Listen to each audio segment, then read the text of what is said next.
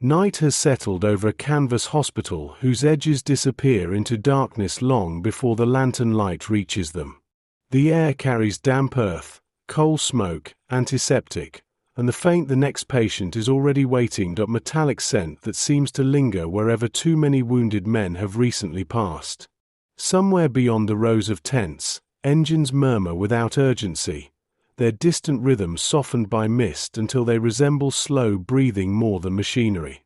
Stretchers arrive one after another, never hurried enough to suggest panic, never spaced far enough apart to promise that the night might soon become quiet. Before we continue through these long roads of service, quiet endurance, and the difficult promise of healing, if you find peace in these reflective journeys through history, take a moment to subscribe. And if this story finds you in a quiet moment, perhaps let us know where in the world you're listening from. Your presence helps keep these forgotten lives remembered. You're listening to Echoes of War. Inside, hands move almost without instruction. Bandages are unfolded before requests are spoken. Water is warmed while another patient is already being examined. Someone records names beneath a shaded lamp, careful to keep the light low enough that insects do not gather in impossible numbers. Boots leave damp prints across wooden duckboards worn smooth by thousands of careful steps, and every surface seems to remember yesterday's work even after it has been cleaned. Nothing feels dramatic here.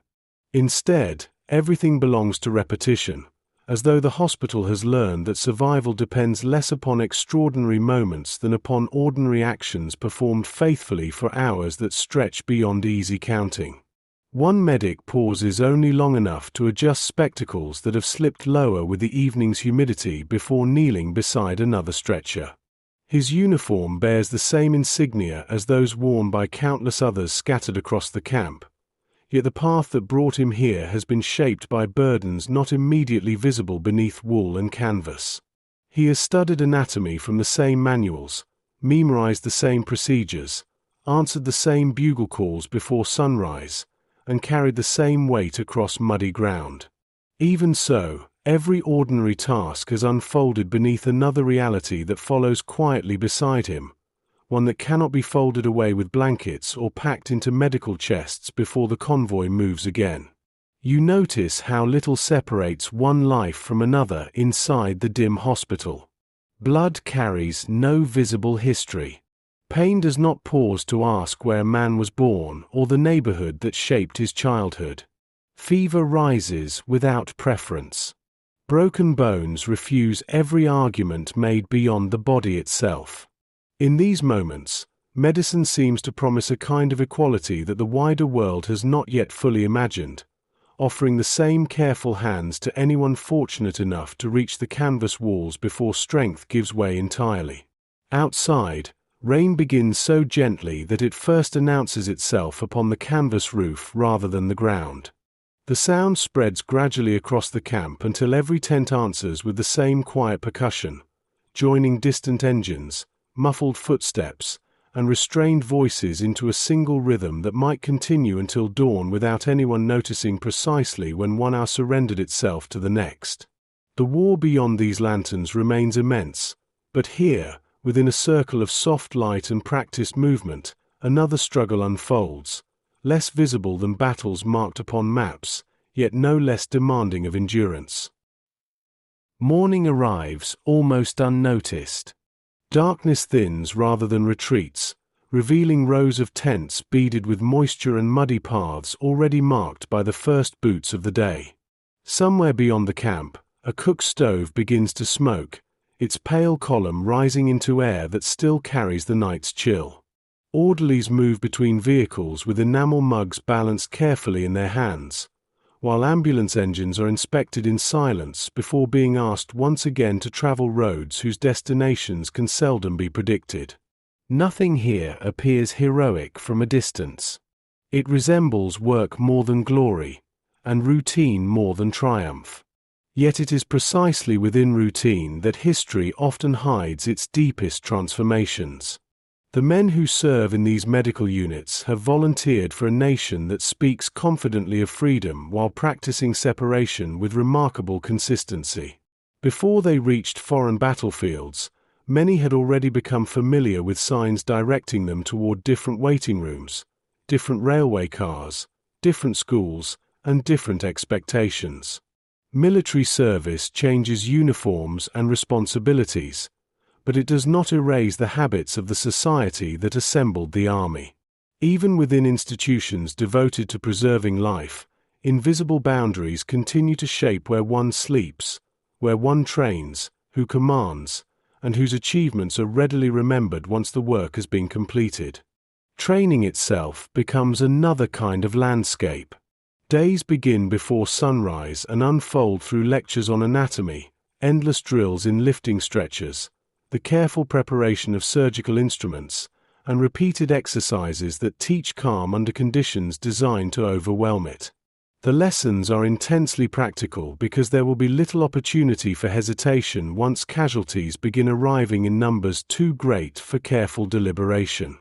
Muscles remember what exhausted minds might forget, and confidence is built not through speeches but through thousands of small repetitions performed until movement becomes instinct. Around these routines, friendships slowly emerge. Quiet conversations after evening meals, shared letters from home, laughter that briefly interrupts fatigue before yielding once more to tomorrow's responsibilities. You remain an observer as these ordinary hours accumulate, noticing how little history usually announces itself while it is still being lived. Great conflicts are often remembered through decisive battles and famous commanders, yet the texture of everyday existence resides elsewhere. In polished boots left to dry beside a stove, in notebooks filled with careful medical diagrams, in uniforms mended by tired hands before another inspection, and in moments when silence settles naturally because everyone nearby understands that the following day will ask for the same discipline all over again. Long before these medics encounter the wounded, they are already learning another form of endurance, the patience required to continue serving within an institution that grants responsibility more readily than equality. As months pass, proficiency grows almost imperceptibly. Bandages are tied more quickly. Diagnoses come with increasing certainty. The weight of a fully equipped medical pack settles differently across the shoulders because the body has quietly adapted to carrying it. Yet another education proceeds alongside these visible improvements. It is an education in contradiction, teaching that exceptional performance does not always dissolve prejudice, and that faithful service may coexist with restrictions that seem impossible to reconcile with the ideals embroidered into military rhetoric. This contradiction does not erupt dramatically each morning. More often it arrives through accumulated experience, gathering slowly until it becomes as familiar as the sound of boots upon gravel.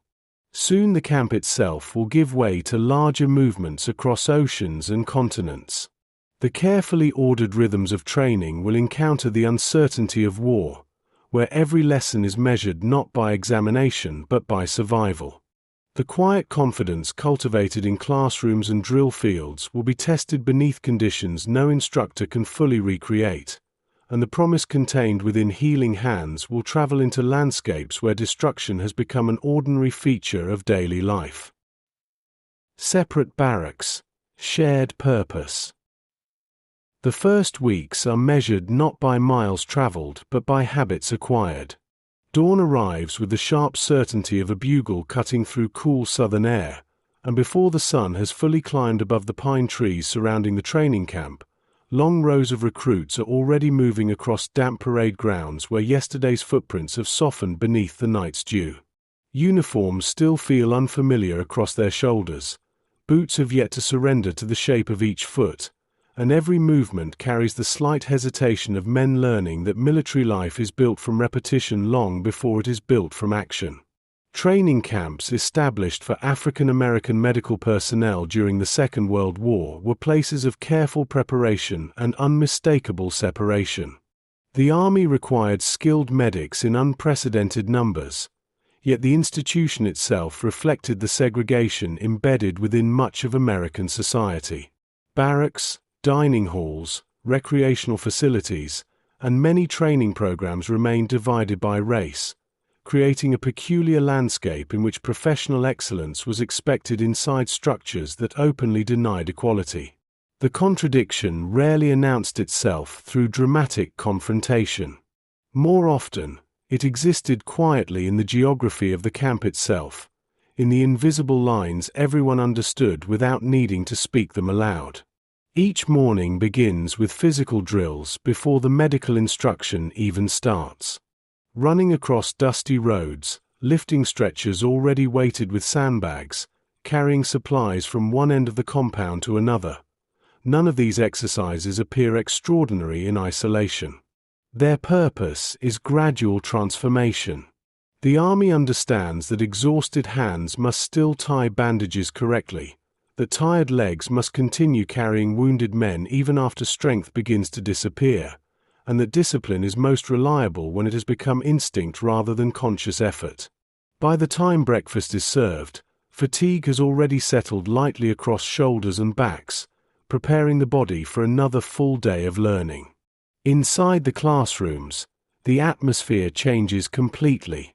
Chalk dust hangs faintly in shafts of morning light filtering through high windows, while instructors draw careful diagrams of arteries, bones, muscles, and organs that must soon become familiar enough to navigate under pressure. Medical textbooks pass from desk to desk until their corners soften from repeated handling. Students memorize symptoms, learn to recognize shock before it becomes irreversible, practice splinting fractured limbs, and rehearse procedures that must eventually unfold amid noise, smoke, and uncertainty rather than within orderly lecture halls. Here, knowledge accumulates patiently, one lesson resting upon another until medicine begins to feel less like memorization and more like a different way of observing the human body. You notice that concentration has its own sound. Pages turning almost together. Pencil tips scratching against paper. The occasional scrape of a wooden chair shifting across the floor before stillness returns. Outside, trucks continue moving through the camp, bugles announce changes in schedule, and distant voices drift between buildings. Yet inside the classroom another rhythm takes hold. Slower, quieter, governed by careful attention rather than military urgency. It becomes possible to imagine, if only briefly, that these men are simply students preparing for peaceful professions instead of a war steadily expanding across oceans. Afternoons often belong to practical instruction. Artificial wounds are painted onto volunteers with remarkable realism for the period, allowing trainees to practice cleaning injuries, controlling bleeding, applying dressings, and transporting patients across uneven ground. Canvas stretchers grow heavier with every circuit completed beneath the southern sun. Water buckets become progressively lighter as temperatures rise, requiring constant refilling before another exercise begins. No single afternoon transforms anyone into an experienced medic. Instead, experience accumulates quietly through countless imperfect attempts, corrected patiently by instructors who know that hesitation in training is preferable to hesitation beside an actual casualty. Beyond the formal lessons, another education unfolds almost unnoticed.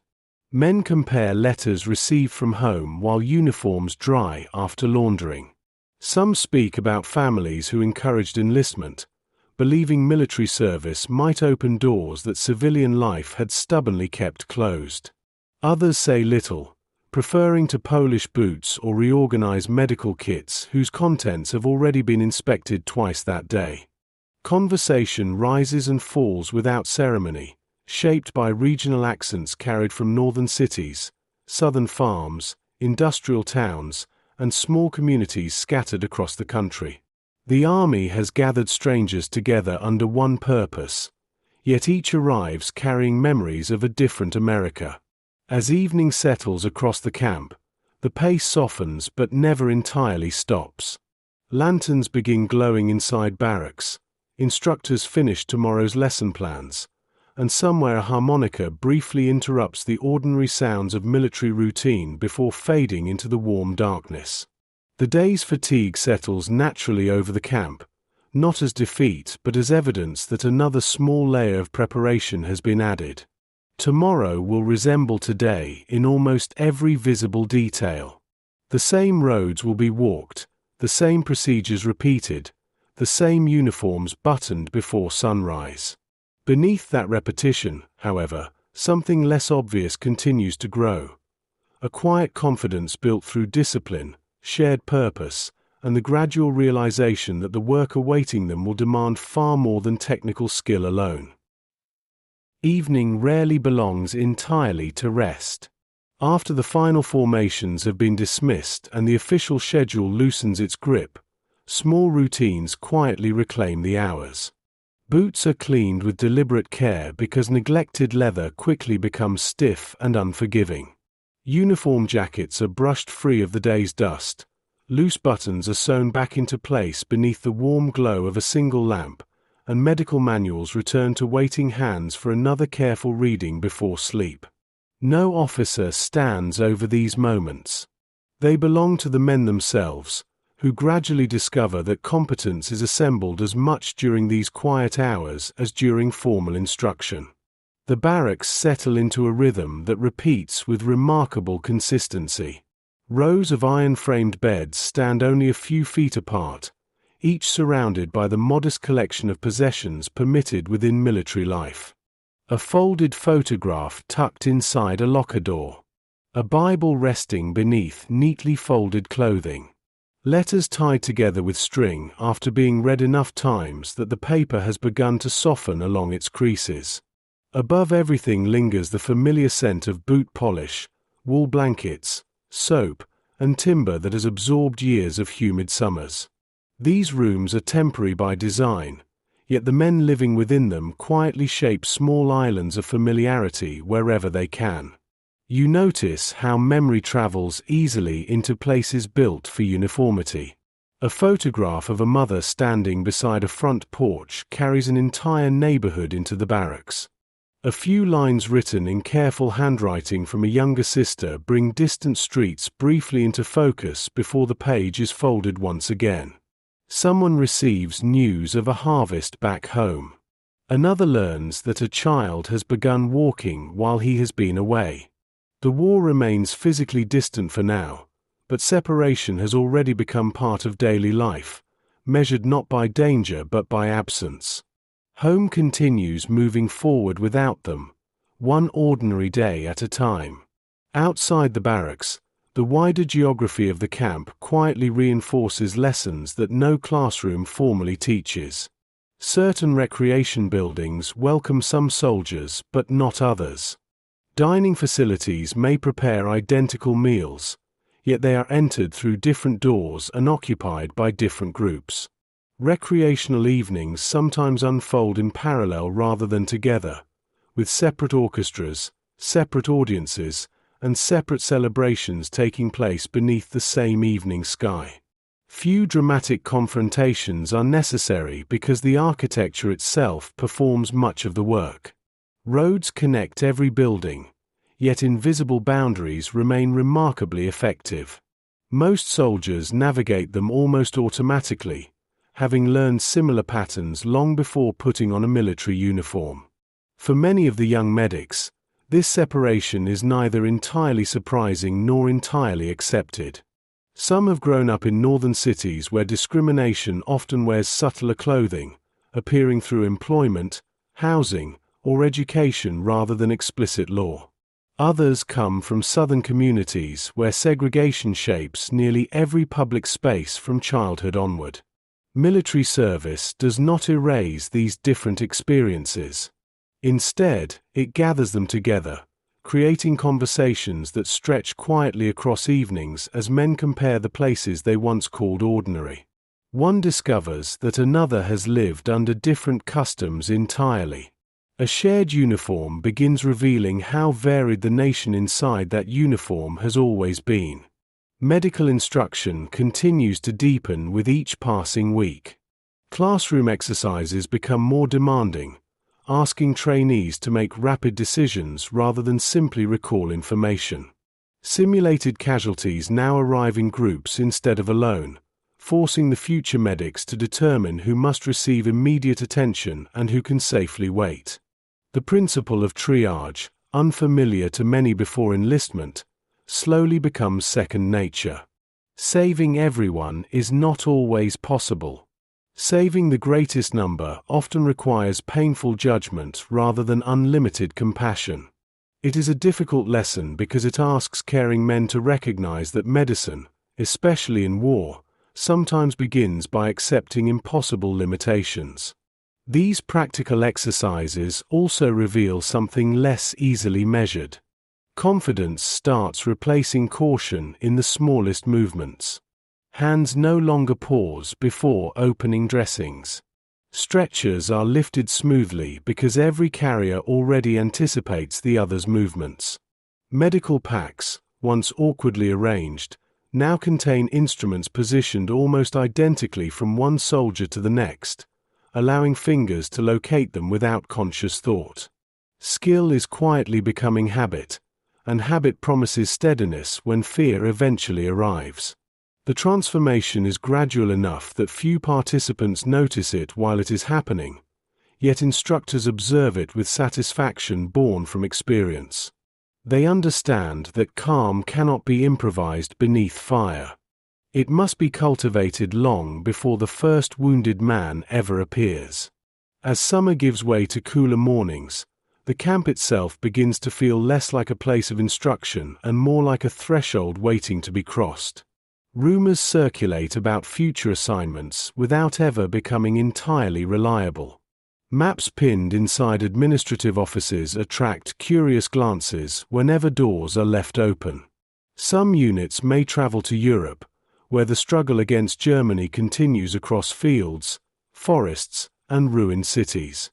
Others may find themselves crossing the Pacific, where jungle, island, and ocean demand entirely different forms of endurance. The destination remains uncertain, but the certainty of departure grows stronger with every passing week. For now, however, tomorrow still begins before sunrise. The bugle will sound again across the quiet camp. Boots will strike the same roads. Stretchers will once more be lifted from the same storage racks.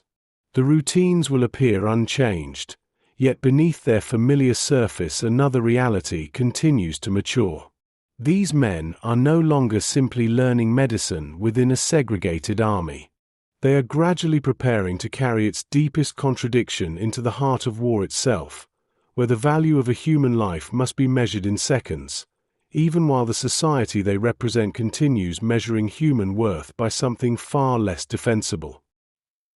The weight of the medical pack. Departure begins quietly, almost modestly, despite the distances involved. Orders are posted upon bulletin boards already crowded with notices that have accumulated over previous months, and small groups of soldiers gather without urgency to read names carefully, tracing each line until certainty replaces rumor. Footlockers are packed with the practiced efficiency that military life gradually teaches. Blankets are folded into precise rectangles one final time before being returned to supply rooms. Barracks that had slowly acquired familiar voices and routines begin surrendering them back to silence, preparing to receive another generation of recruits whose own journeys have not yet fully begun. Railway stations become the first threshold between preparation and uncertainty. Long trains wait beneath columns of smoke that drift lazily above the platforms, their steel sides reflecting early morning light in wavering bands that seem almost fluid. Families are present when distance allows, standing behind ropes or railings with expressions carefully balanced between pride and concern. Others travel without farewell, carrying home only through folded letters tucked safely inside breast pockets. The departures themselves rarely resemble scenes remembered in films. There is little dramatic speech, little visible ceremony beyond military procedure. Instead, movement unfolds through whistles, clipped instructions, luggage lifted aboard, and the slow gathering momentum of wheels beginning to turn. You watch the countryside pass almost imperceptibly beyond the carriage windows. Small towns give way to broad fields, rivers flash briefly beneath bridges before disappearing behind stands of trees, and church steeples emerge for only a few moments before receding into distance. Inside the railcars, conversation rises and falls naturally as unfamiliar companions continue becoming friends through the simple act of sharing long hours together. Someone studies a medical handbook despite the rocking motion of the train. Another quietly cleans his spectacles while listening to stories from a man seated opposite, whose family has worked the same farmland for generations. The journey becomes less about reaching a destination than about gradually leaving one life behind while another remains only partly imagined. Military transport rarely allows much space for privacy.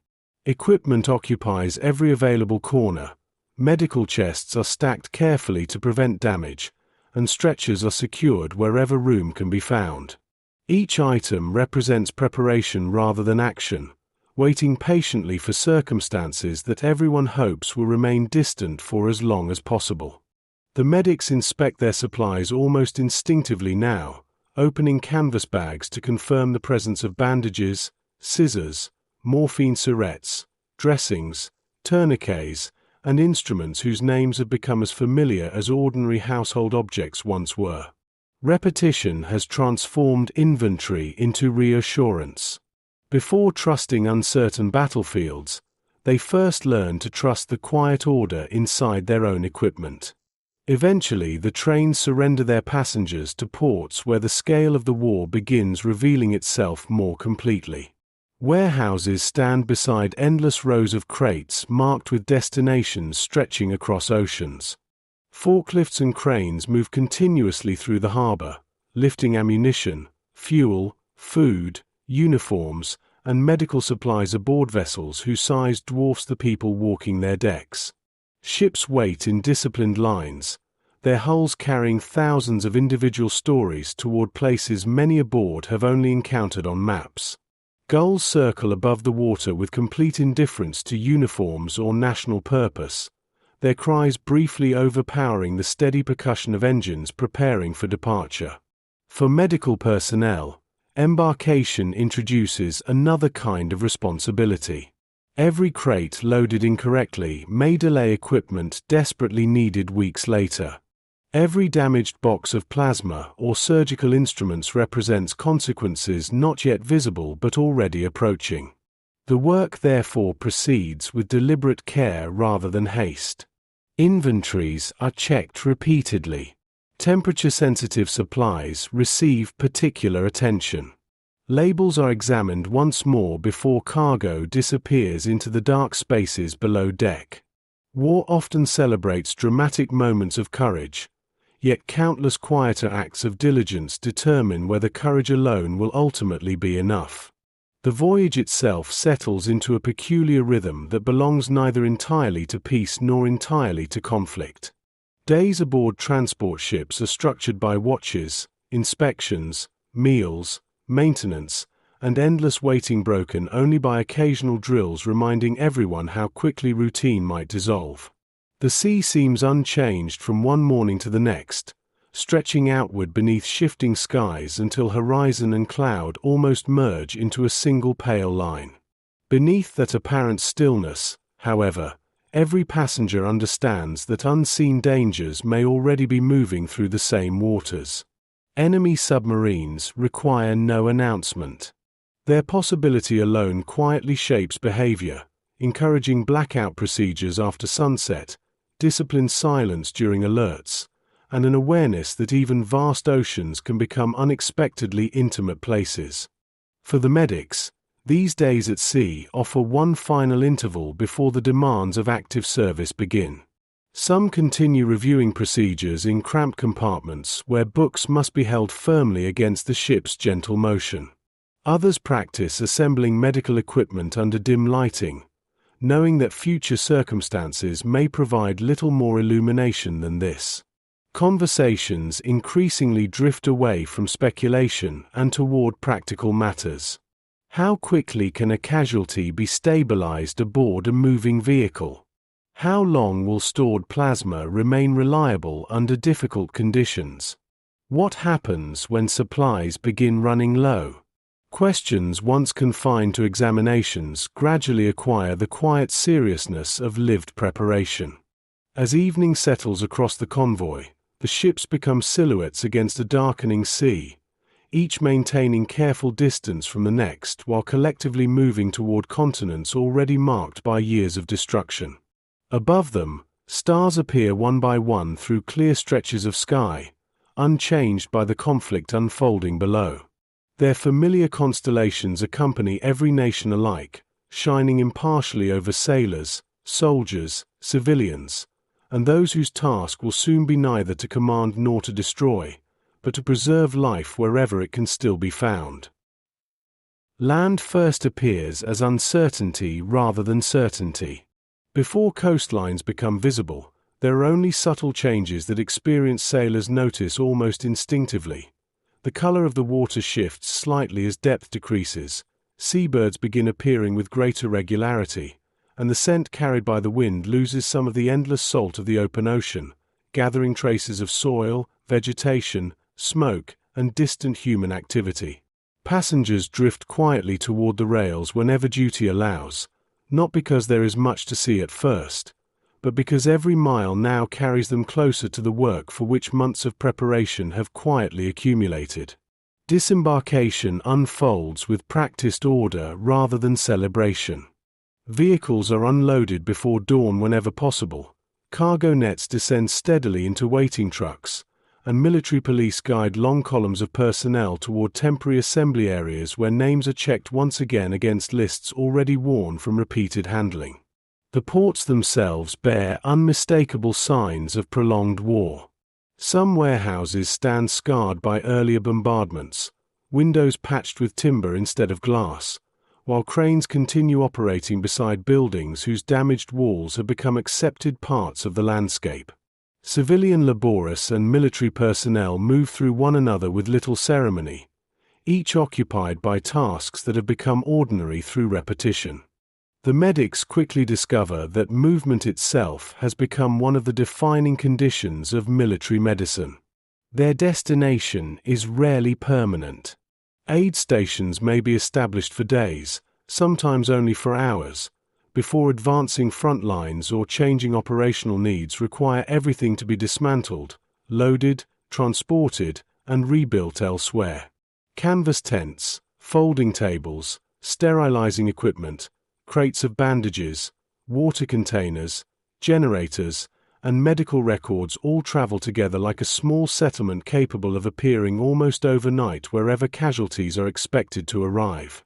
Every relocation demands precision because disorder today may become confusion tomorrow, and confusion inside a medical unit carries consequences measured in lives rather than inconvenience. You begin to notice the remarkable physical presence of the medical pack itself. It is never entirely absent. Resting against a truck while rations are distributed. Hanging from a peg inside a temporary shelter. Leaning beside a folding cot during the brief hours allotted to sleep. Once lifted onto the shoulders, its weight settles into familiar places across the back and hips, gradually becoming part of the body's own balance. Inside are objects so ordinary in appearance that they seem incapable of carrying the responsibility entrusted to them. Rolls of gauze, packets of sulfur powder, morphine, scissors, forceps, tourniquets, field dressings, small notebooks for recording treatments already given. None of these items possesses any grandeur.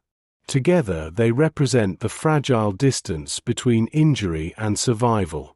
The first casualties often arrive singly, allowing procedures learned in training to unfold with reassuring clarity. A soldier suffering dehydration after a long march. Another with a deeply infected blister that threatens to become something more serious if ignored. A driver whose vehicle overturned on a narrow road, leaving him with fractured ribs and cuts requiring careful cleaning before contamination can spread. These early cases are important not because they are extraordinary, but because they allow experience to begin attaching itself to knowledge. The classroom slowly recedes. The field quietly becomes the teacher. As weeks pass, the variety of medical work expands far beyond dramatic wounds sustained in combat. Respiratory infections spread through crowded camps when damp weather lingers longer than expected. Exhaustion accumulates among units that have marched for days with inadequate sleep. Skin diseases emerge beneath layers of sweat, mud, and tightly worn uniforms.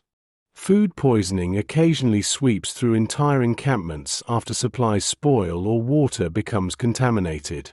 The medics learn that armies are sustained not only by treating catastrophic injuries but by preserving thousands of ordinary bodies from the slow erosion caused by illness, weather, insects, poor sanitation, and relentless fatigue. War wages a quiet campaign against health long before bullets and artillery impose their own demands. The pace remains deceptive. Long stretches of relative calm alternate with periods when ambulances begin arriving almost together, their engines announcing increased activity before the stretchers become visible. During quieter hours, equipment is cleaned once again. Dressings are restocked. Instruments are sterilized with patient attention. Medical reports are completed carefully despite tired hands because tomorrow's treatment often depends upon yesterday's records. These routines might appear repetitive to an outside observer, yet each repetition protects against the moment when time suddenly contracts and every prepared instrument must already be where it belongs. Relationships also deepen within the medical units themselves. Trust develops through countless ordinary observations rather than dramatic declarations. One medic learns which colleague remains especially calm while controlling severe bleeding. Another becomes known for remembering small details about patients even after exhausting shifts. Drivers understand precisely how smoothly they must handle vehicles carrying men whose injuries make every unexpected jolt painful. Surgeons gradually recognize assistants who anticipate instruments before they are requested.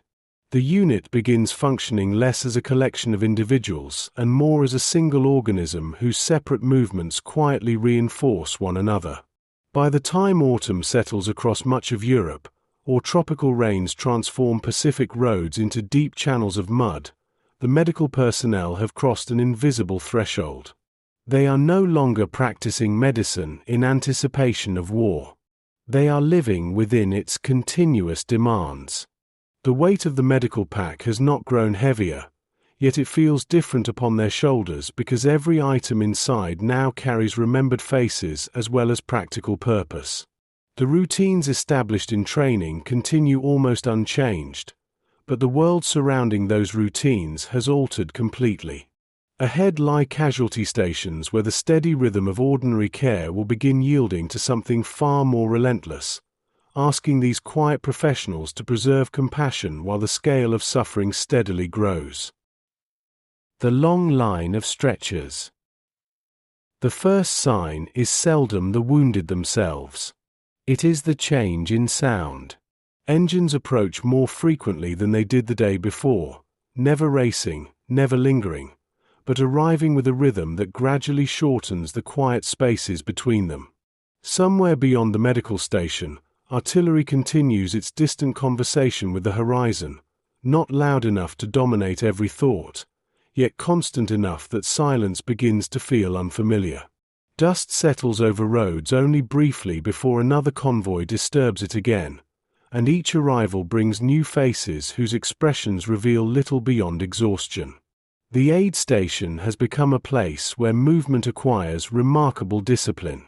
Every table has been positioned with intention. Lanterns hang where their light reaches bandages without blinding tired eyes. Buckets are filled before anyone thinks to ask for water. Blankets remain folded until they are needed, then disappear almost immediately beneath men whose bodies have surrendered much of their warmth. There is little unnecessary speech because the work itself has developed its own language. A raised hand, A brief nod. The quiet passing of an instrument already expected before it is requested. The medics now move through these familiar spaces with a confidence that would have surprised them only months earlier. Their hands no longer search uncertainly through medical satchels. Fingers locate gauze, forceps, tourniquets, and morphine almost without looking, guided as much by memory as by sight. Training has become habit, and habit now serves as protection against panic. There is comfort in procedure. The same sequence repeated carefully, patient after patient, allows clear thought to survive even when fatigue begins pressing gently against every decision. You notice how quickly individuality seems to dissolve upon arrival. The wounded come wearing different uniforms, carrying different accents, different histories, different hopes that have accompanied them from homes scattered across towns and cities many hundreds of miles away. Yet once laid upon a stretcher, those distinctions quietly retreat behind more immediate realities. A pulse that must be found. Breathing that must remain steady. Bleeding that must be slowed before too much strength escapes with it. The medic rarely begins with biography. The body speaks first, asking questions that only careful observation can answer. Mourning often passes through dozens of small acts whose importance becomes visible only when considered together. One soldier requires a fractured wrist to be stabilized after falling while unloading supplies. Another arrives with shrapnel wounds that demand patient cleaning before infection takes hold. A driver suffering severe dehydration is encouraged to drink slowly despite insisting he should return immediately to his vehicle. Nearby, another medic spends nearly half an hour reassuring a frightened young infantryman whose physical injuries prove less dangerous than the shock quietly settling across his thoughts. Medicine here is never limited to instruments alone. Calm itself becomes another treatment, administered carefully through steady voices and deliberate presence. The aid station constantly changes without ever seeming to move. Stretchers occupy different places with each passing hour. Empty cots fill, then empty again as patients recover enough to continue elsewhere or are transferred toward larger hospitals farther from the fighting. Mud accumulates around entrances after rain before drying into pale dust beneath afternoon sunlight. Fresh supplies arrive while depleted crates disappear into waiting trucks. Every visible detail shifts gradually, yet the overall rhythm remains remarkably constant, giving the strange impression that the station itself breathes in and out with the steady arrival and departure of human need. Outside, seasons continue performing their own quiet work despite the conflict. In northern Europe, autumn slowly drains color from hedgerows surrounding narrow country roads, while fallen leaves gather unnoticed beneath military vehicles whose drivers have little opportunity to admire them. Elsewhere, olive groves cast long afternoon shadows across improvised treatment areas, their ancient trunks standing with complete indifference to uniforms and campaigns that will eventually pass beneath their branches. Weather shapes every medical decision. Cold stiffens fingers before delicate procedures. Rain delays evacuation along already damaged roads. Heat accelerates exhaustion, demanding as much vigilance as any visible enemy.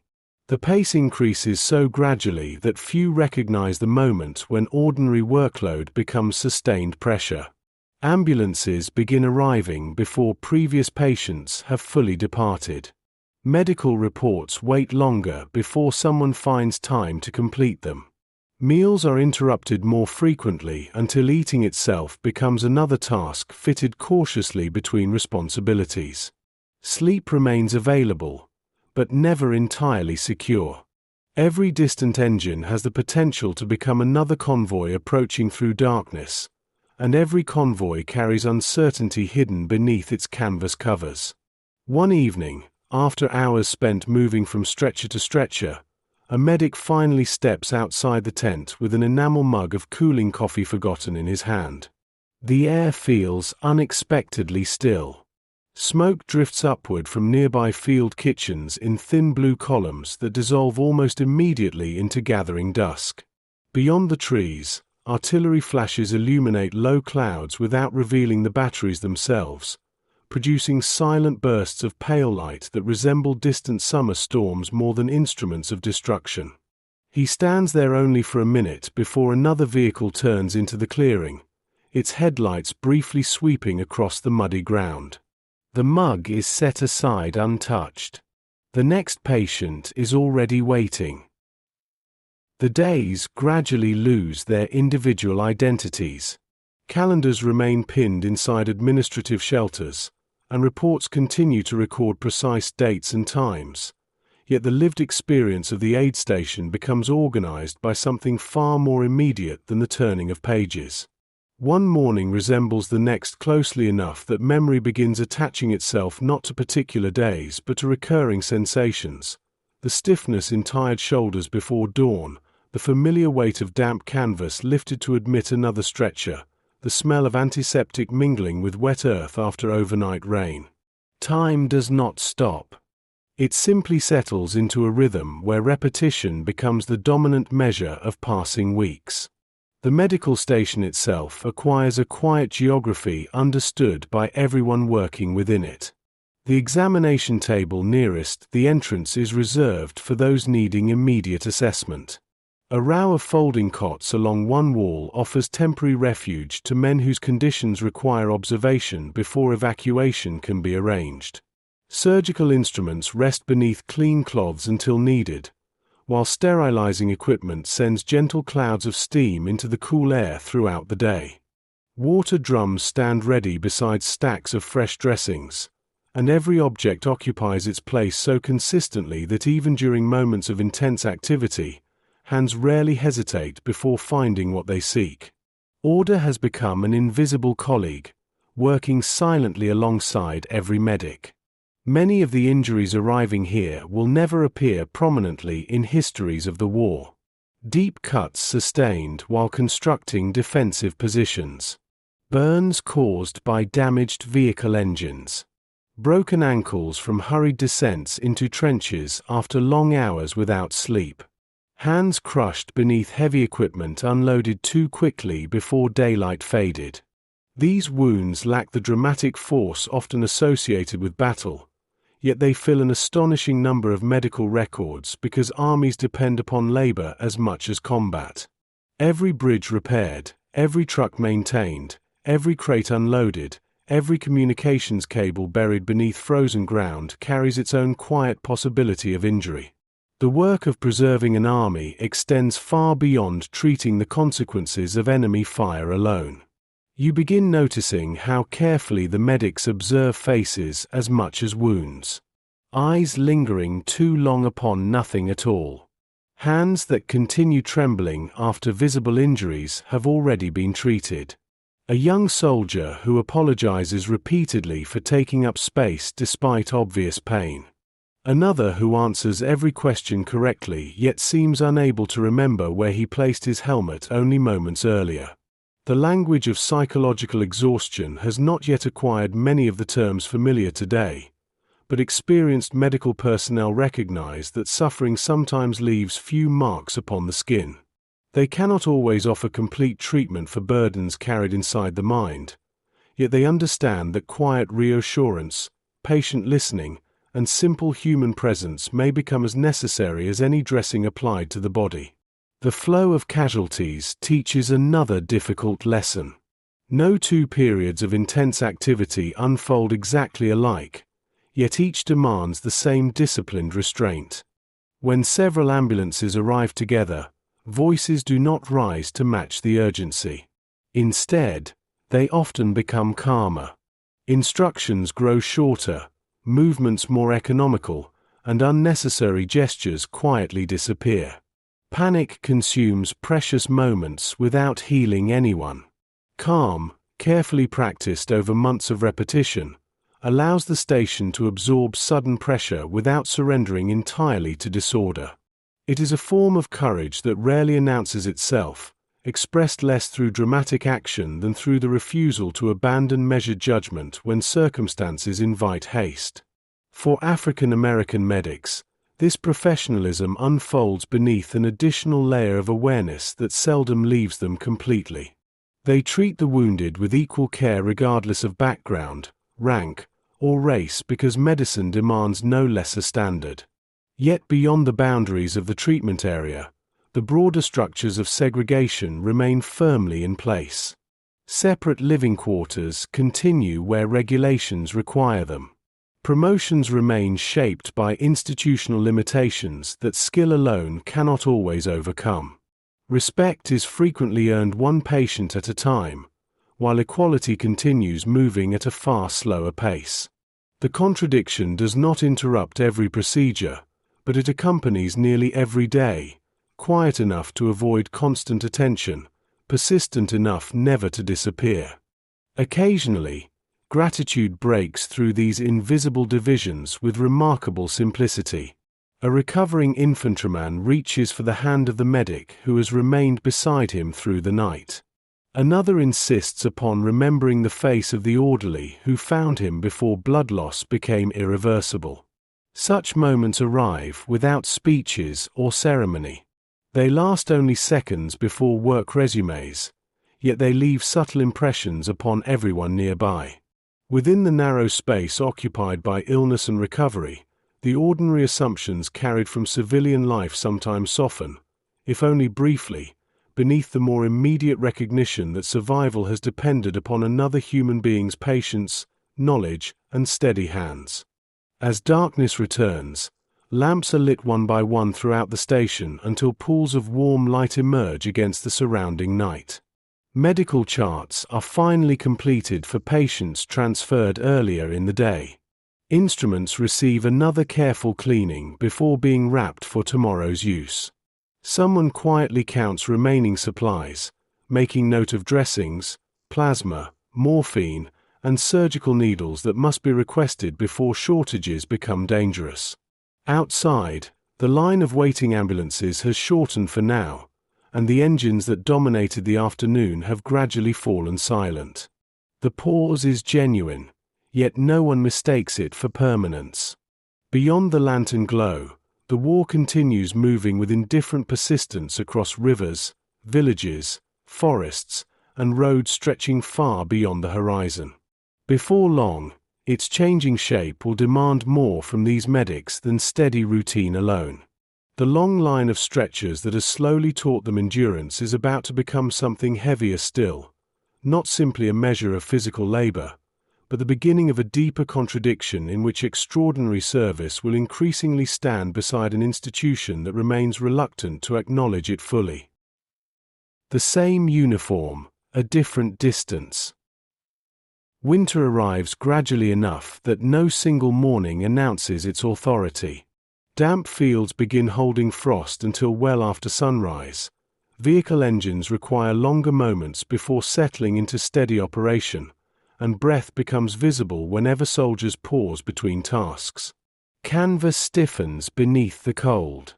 Water left unattended overnight forms thin sheets of ice across metal buckets.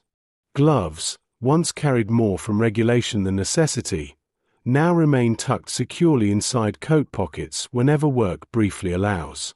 The medical stations adjust quietly, adding extra blankets to cots, protecting medicines from freezing temperatures, and learning once again that every season alters the practice of healing. By now, the medics have earned a quiet reputation among the units they support. Their movements no longer carry the careful hesitation of recent arrivals. Drivers know where to stop before the order is spoken. Orderlies anticipate which supplies will soon require replenishment. Surgeons begin trusting familiar assistants with increasing responsibility because confidence has been built through months of shared routine rather than formal rank alone.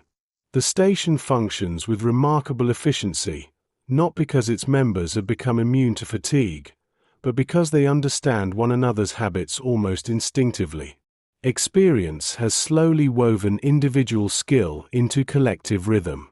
Recognition, however, proves more complicated than competence.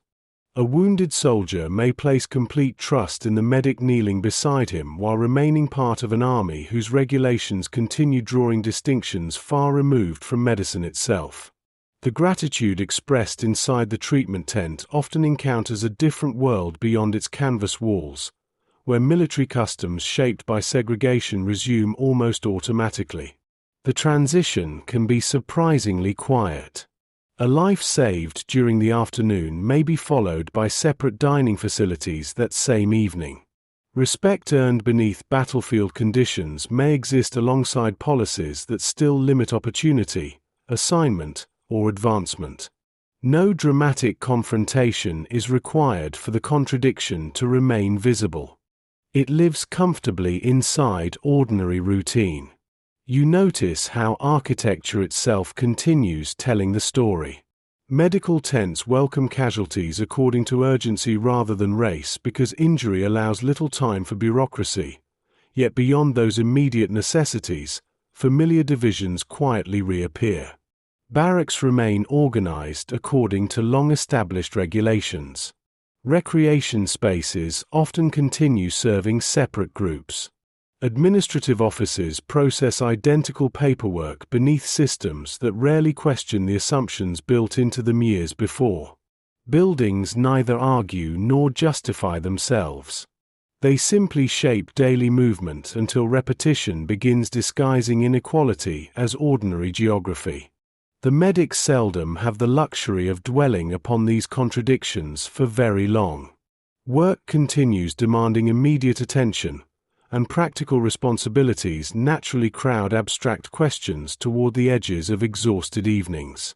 Yet awareness does not disappear simply because duty occupies the hands. It accompanies long walks between treatment stations. It settles quietly during meals. It returns while uniforms are brushed clean before another inspection or while letters home are written beneath dim lantern light. Some choose not to discuss it openly, conserving emotional strength for the following day's responsibilities. Others speak cautiously among trusted friends, not always searching for solutions but simply acknowledging a reality everyone already understands. Military medicine possesses its own remarkable impartiality. Severe bleeding receives identical treatment regardless of rank. Shock follows the same biological course in every human body. Infection spreads with equal determination wherever wounds remain untreated. The principles learned in training continue applying themselves without prejudice because physiology recognizes none of the social distinctions that occupy so much of civilian and military life. There is something quietly profound in this consistency. The human body insists upon truths that institutions sometimes struggle to accept, revealing through every patient that vulnerability belongs equally to everyone who enters the tent. One afternoon an ambulance arrives carrying several wounded men collected from different units during a difficult advance. Mud covers nearly every uniform so completely that insignia have become difficult to distinguish. Faces are streaked with exhaustion, coats darkened by rain and long hours spent exposed to the weather. Treatment begins immediately, and for nearly 2 hours the station moves with uninterrupted concentration. Tourniquets are adjusted, dressings replaced, warm fluids prepared, notes recorded.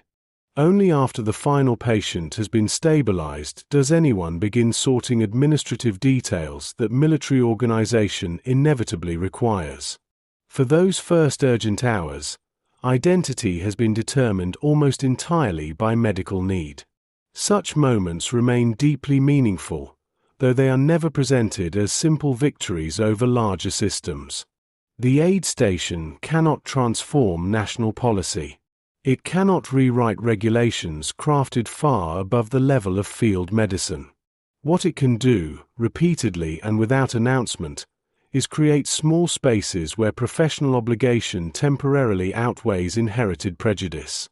These spaces are often brief. Sometimes they last only as long as a dressing change or an emergency operation.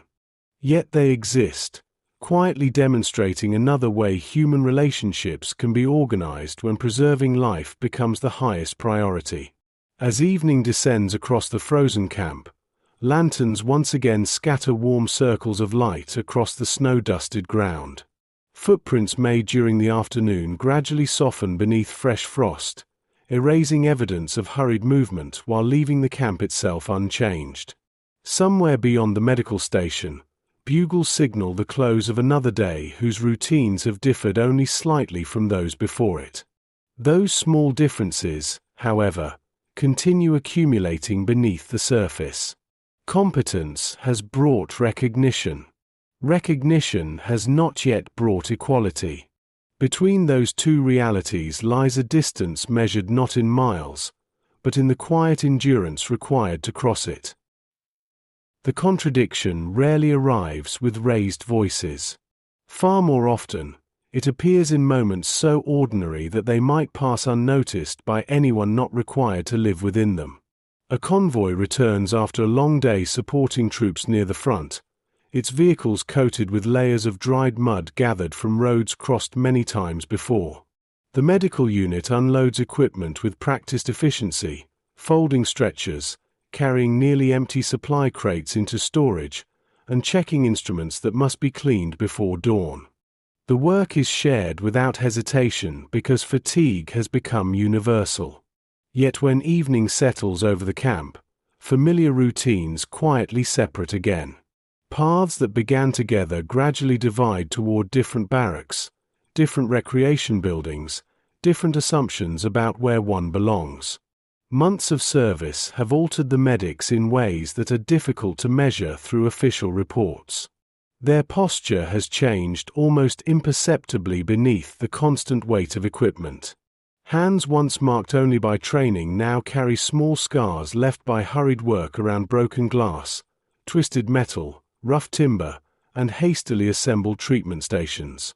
Faces have grown leaner through long weeks of interrupted sleep and irregular meals, while expressions have settled into the calm reserve often shared by people whose daily responsibilities require them to absorb the suffering of others without allowing it to interrupt their own judgment.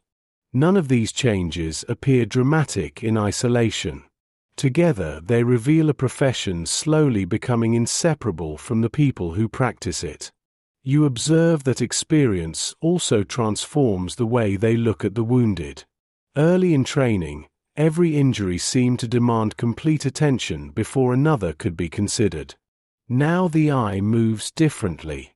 It notices breathing before blood, skin color before conversation, the position of a hand before the expression upon a face. These observations occur almost instantly, guided by months of repetition rather than conscious calculation. What once required careful thought has quietly become instinct, allowing compassion and efficiency to exist side by side rather than competing for limited time. Official commendations occasionally find their way into the medical units.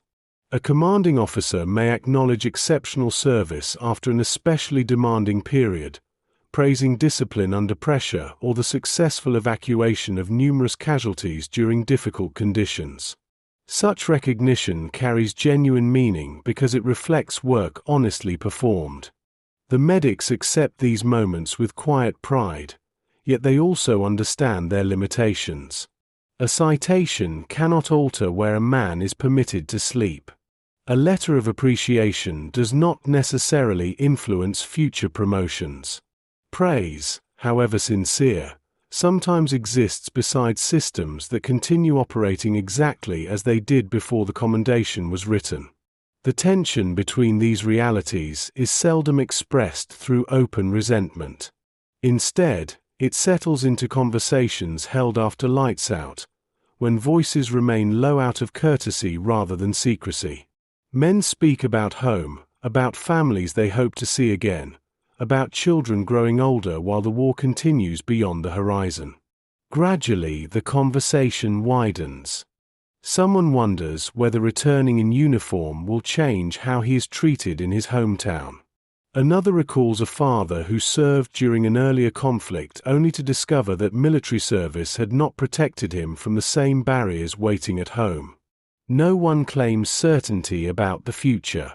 They speak instead with the measured caution of people who have learned that hope is strongest when it remains honest. Meanwhile, the work continues with relentless consistency. Winter illnesses spread quickly through crowded camps where damp clothing cannot always be dried completely before being worn again.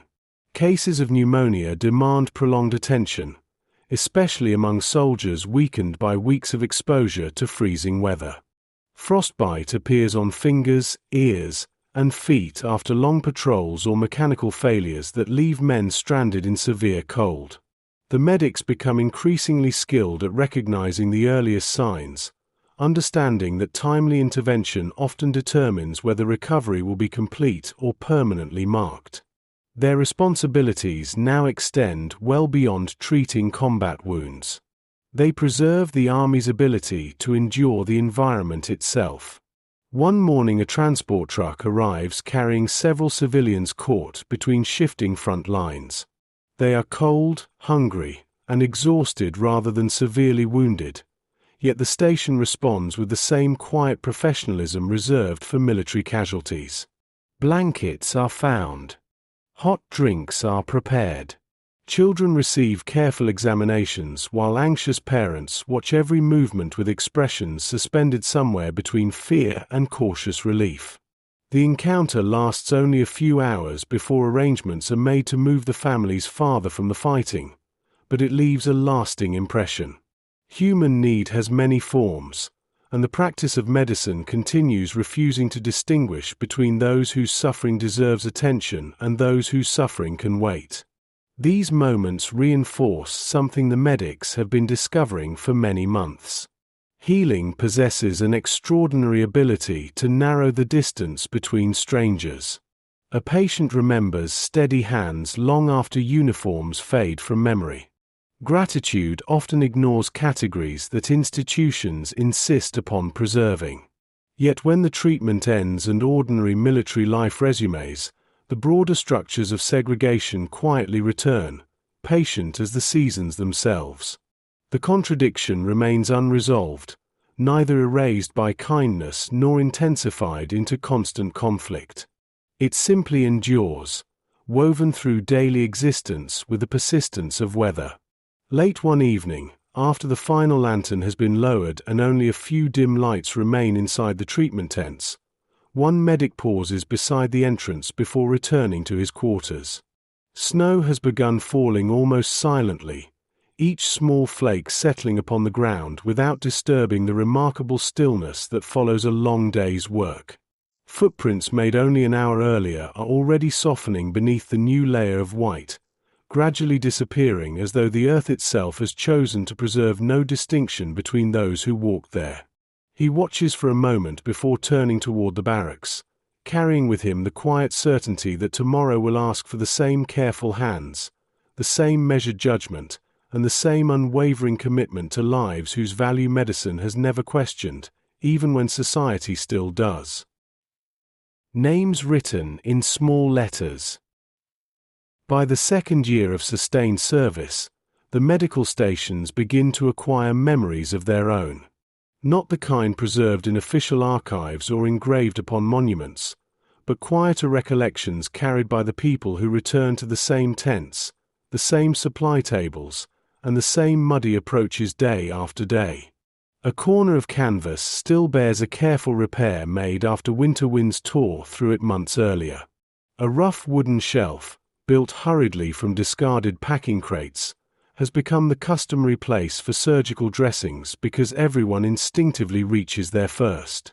Lantern hooks, stretcher racks, sterilizing drums, and water barrels have remained in nearly the same positions through repeated relocations, recreated so consistently that each new station begins to resemble the last before many days have passed. The routines have grown remarkably efficient. Before sunrise, fires are already heating water while orderlies inspect vehicles that spent the night beneath camouflage nets.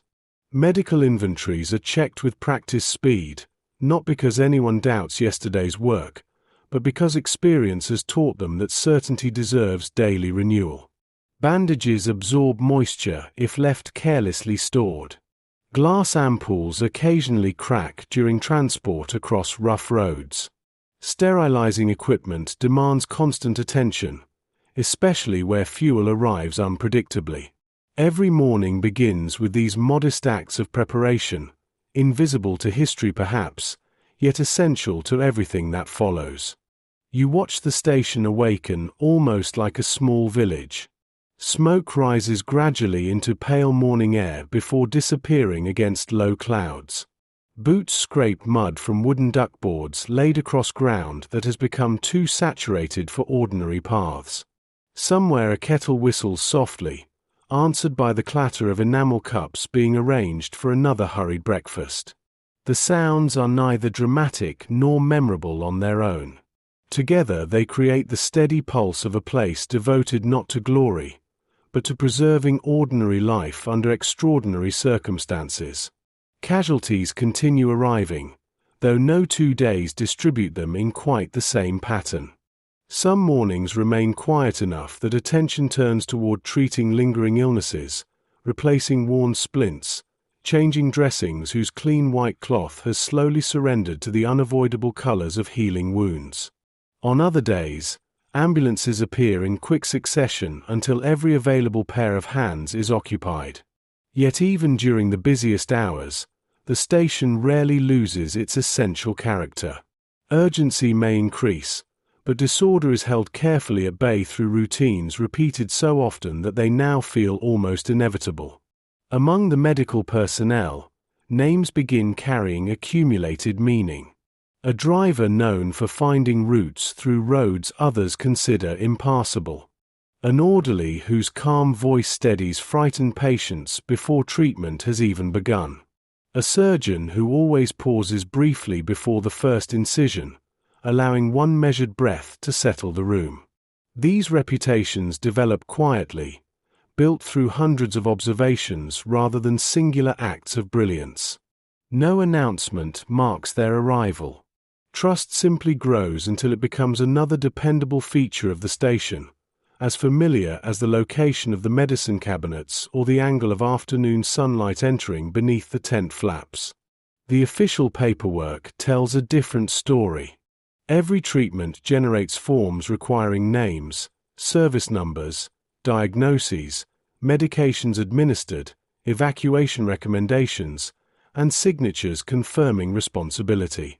Clerks sit at folding tables recording lives in careful handwriting that must remain legible despite fatigue and dim lighting. The documents appear almost impersonal, reducing moments of fear, pain, relief, and endurance into neat lines of ink across standardized pages. Yet each entry represents a human encounter already fading into memory as the next patient arrives. The war produces mountains of paperwork alongside mountains of suffering, and both demand remarkable patience from those entrusted with them. For African American medics, these records occasionally reveal another subtle reality.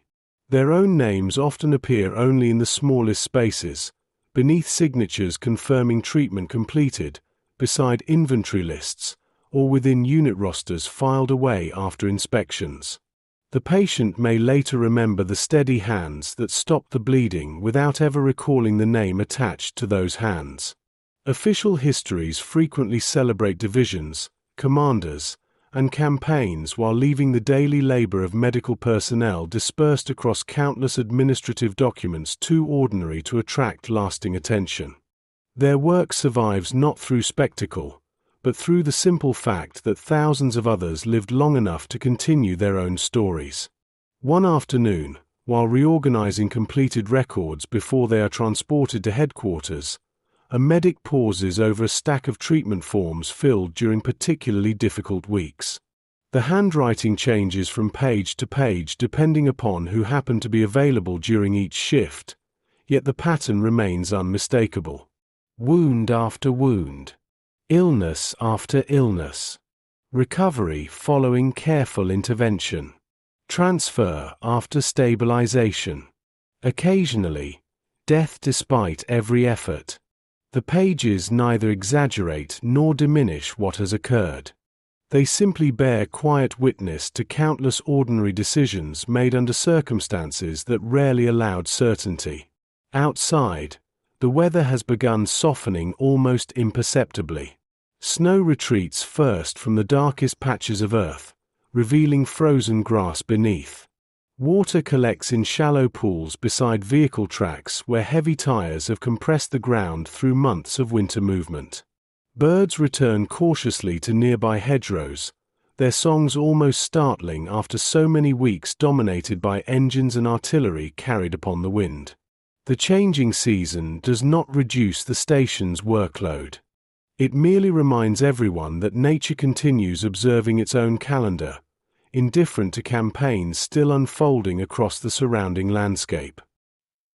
Spring changes the medical station in subtle ways before anyone speaks about the season itself.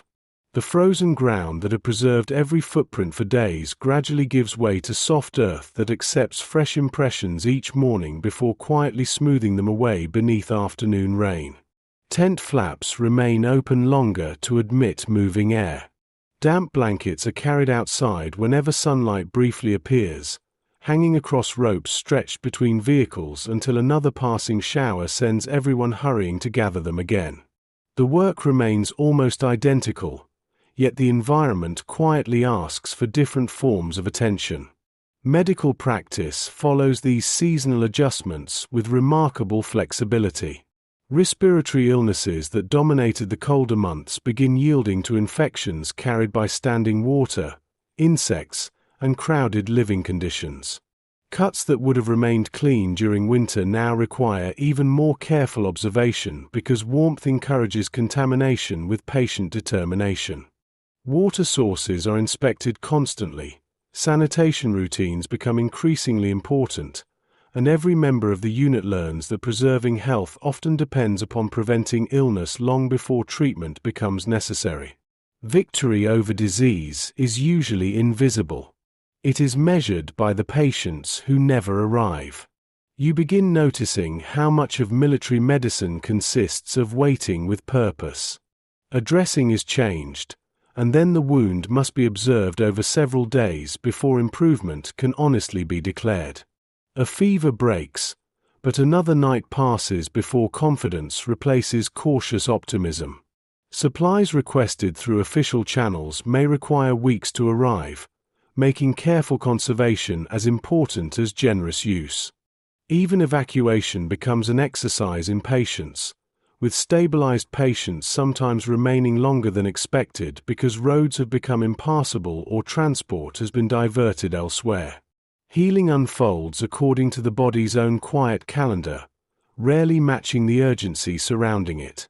Within the station, experience has created an atmosphere that new arrivals immediately sense but cannot yet fully understand.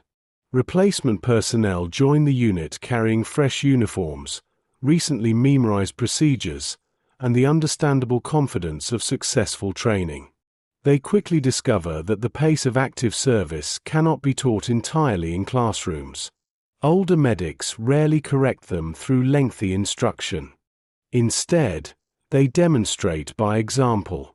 A bandage is folded a particular way because it opens more quickly with cold hands. Instruments are arranged in a specific order because searching wastes precious seconds. A lantern is always placed slightly higher than expected because shadows become dangerous during delicate work. Knowledge passes quietly from one generation of caregivers to the next, carried more through observation than formal teaching. The station itself has become a place where soldiers occasionally return after recovering. Some arrive simply to express thanks before rejoining their units. Others stop briefly while passing through the area, recognizing familiar faces that had remained beside them during long nights now softened by memory. These meetings are almost always understated. A handshake held slightly longer than usual. A smile exchanged across busy work tables. Perhaps a promise to write after the war, though everyone understands how uncertain such promises can become. Gratitude seldom interrupts the day's rhythm for more than a few moments, yet it leaves behind a quiet warmth that lingers long after the visitor has departed. For African American medics, these encounters carry a particular significance. The soldier offering thanks often remembers the person who eased pain, steadied fear, or preserved life without first recalling the divisions that structured military society beyond the treatment tent. Human memory has a curious way of organizing itself around moments of profound vulnerability. When survival hangs in uncertain balance, the steady voice explaining what will happen next or the reassuring hand resting briefly upon a shoulder frequently becomes more memorable than rank, regulation, or background. The medical station cannot erase prejudice, but it repeatedly creates experiences that quietly challenge its assumptions. Official recognition, however, continues moving according to different rhythms. Reports praising efficient medical units circulate through command channels. Commendations acknowledge difficult evacuations completed under hazardous conditions. Occasionally, an individual receives formal recognition for exceptional devotion to duty. Such honors matter deeply because they affirm sacrifices honestly made, yet they remain selective by necessity. Most acts of compassion leave no citation behind. They disappear into the ordinary fabric of daily service, preserved only within the memories of those who witnessed them or whose lives were gently redirected because someone chose patience over haste, diligence over fatigue, and care over convenience. As afternoon light filters through newly formed leaves surrounding the station, the sounds of the season mingle with the familiar rhythms of medical work. Birds continue singing despite the distant rumble of artillery. Bees drift among wildflowers growing surprisingly close to roads traveled daily by military convoys. Life persists without denying the presence of war, quietly reclaiming every neglected corner whenever opportunity allows. The medics notice these small changes almost unconsciously. A flowering hedge beside the entrance. The scent of wet grass replacing months of frozen earth. Longer evenings that permit equipment to dry before darkness returns. These details do not lessen the suffering passing through the station. They simply remind everyone that the world beyond human conflict continues its patient cycle of renewal. Toward sunset, a clerk finishes another day's paperwork and carefully stacks the completed forms inside weatherproof cases destined for headquarters. Thousands of names have now passed beneath his pen during the long months of campaigning. Most will never become widely known. Some belong to men who will return home carrying scars both visible and hidden. Others belong to those whose journeys ended before reaching larger hospitals farther behind the lines. Among those countless records are also the signatures of the medics themselves, small, precise, and easily overlooked. Yet each signature marks another day when knowledge, discipline, and quiet humanity stood between suffering and hope. History may eventually print larger names across its pages, but the war itself has already recorded whose steady hands carried so many others safely through it. Returning to the same road. There comes a point when even unfamiliar landscapes begin to feel known. The same crossroads appears again after weeks of movement. A damaged stone bridge, repaired just enough to remain useful, becomes a familiar landmark passed by successive convoys traveling in opposite directions. A cluster of farm buildings survives beside fields that have been crossed by armies often enough for fresh-wheel tracks to overlap those left months earlier. Trees once stripped bare by winter now stand beneath full summer leaves, quietly demonstrating that the land has continued changing even while the work of the medical units has remained remarkably constant. For the medics, repetition acquires a different meaning during the later stages of the war. Earlier months had been devoted to learning unfamiliar environments. Now they begin returning to places already stored in memory. The aid station is established once more beside a road previously used during another advance, and someone recognizes the shallow stream where water had been collected before dawn during the previous season. An abandoned schoolhouse, once hurriedly converted into a treatment center, again offers its thick stone walls against rain and wind. The buildings themselves seem unchanged, yet those entering them carry months of additional experience that quietly transforms everything they observe. Inside the temporary hospital, routines have become so deeply embedded that much of the work unfolds almost without conscious discussion. Folding tables are assembled in familiar order. Sterilizing equipment begins heating while cots are still being arranged. Medical packs are opened, their contents distributed across work surfaces with such consistency that each instrument appears to find its place naturally. The station no longer feels like something constructed. It feels like something remembered, recreated wherever circumstances require it, carrying its own identity independent of the landscape surrounding it. You notice that the pace has become steadier rather than faster. Experience has removed unnecessary motion. Medics no longer hurry toward every task because they have learned that calm efficiency often accomplishes more than visible urgency. A stretcher is lifted with measured coordination rather than rushed effort. Dressings are prepared before they are needed because someone has quietly anticipated the next sequence of events. Records are completed while details remain fresh instead of being postponed until exhaustion overtakes memory. The station functions with the quiet confidence of people who understand that discipline is most convincing when it appears almost effortless. The wounded continue arriving, yet their stories now seem connected by familiar patterns. Young replacements appear with expressions that remind the older medics of themselves during the first months of service, still surprised by the weight of war and uncertain how quickly ordinary life can disappear beneath extraordinary circumstances.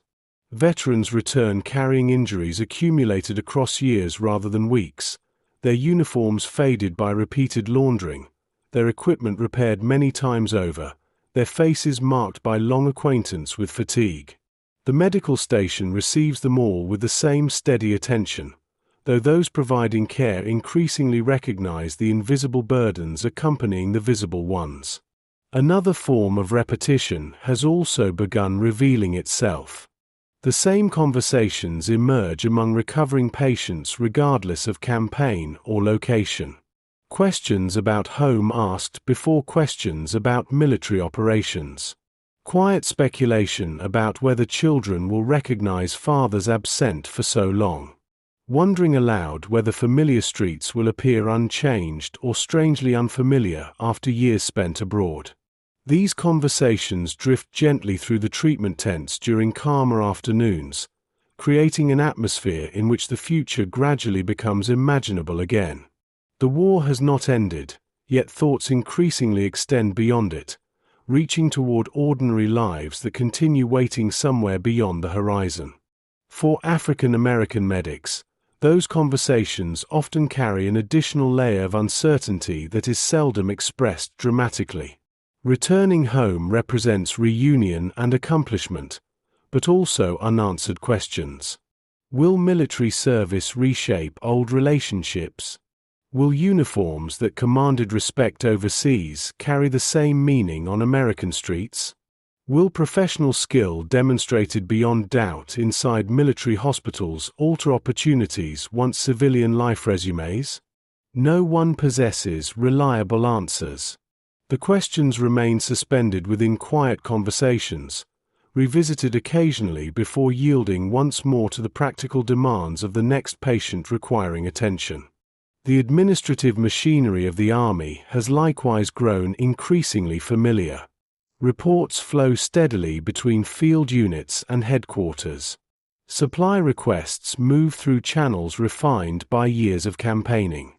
Medical statistics accumulate in ledgers documenting recovery rates, disease outbreaks, evacuation times, and countless other measurements intended to improve future care. Individual medics rarely see the complete picture created by these records. They encounter only their own portion of the system, carefully completing each document before passing it onward. Yet beneath the ordinary paperwork lies a remarkable institutional effort, quietly recording the health of entire armies one carefully written page at a time.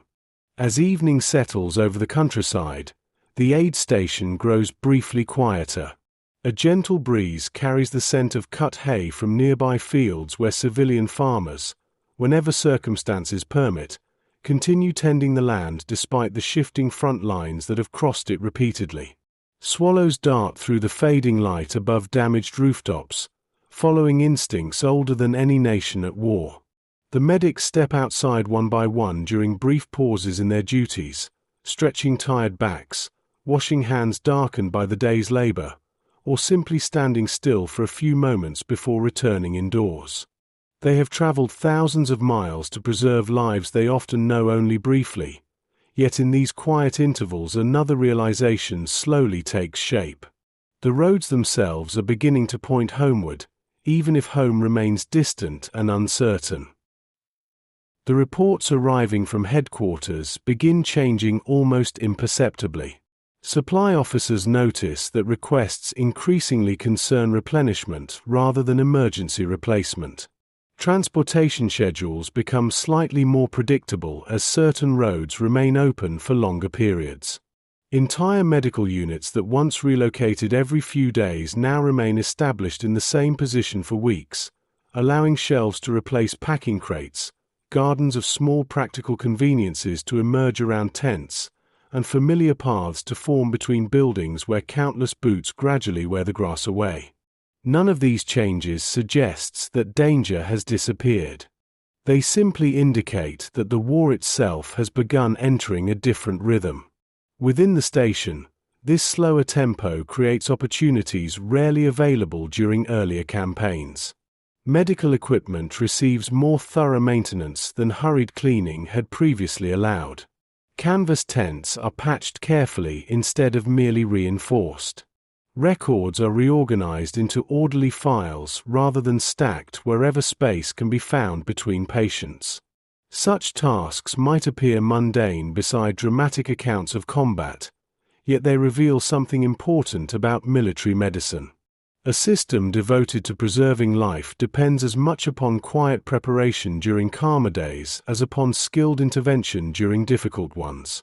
The medics understand this instinctively because every repaired stretcher, every sharpened instrument, and every carefully inventoried medical chest represents confidence carried into whatever tomorrow may still demand. You observe how the station has become woven into the surrounding countryside almost without intending to. Local children occasionally watch military vehicles from a cautious distance before returning to nearby farms.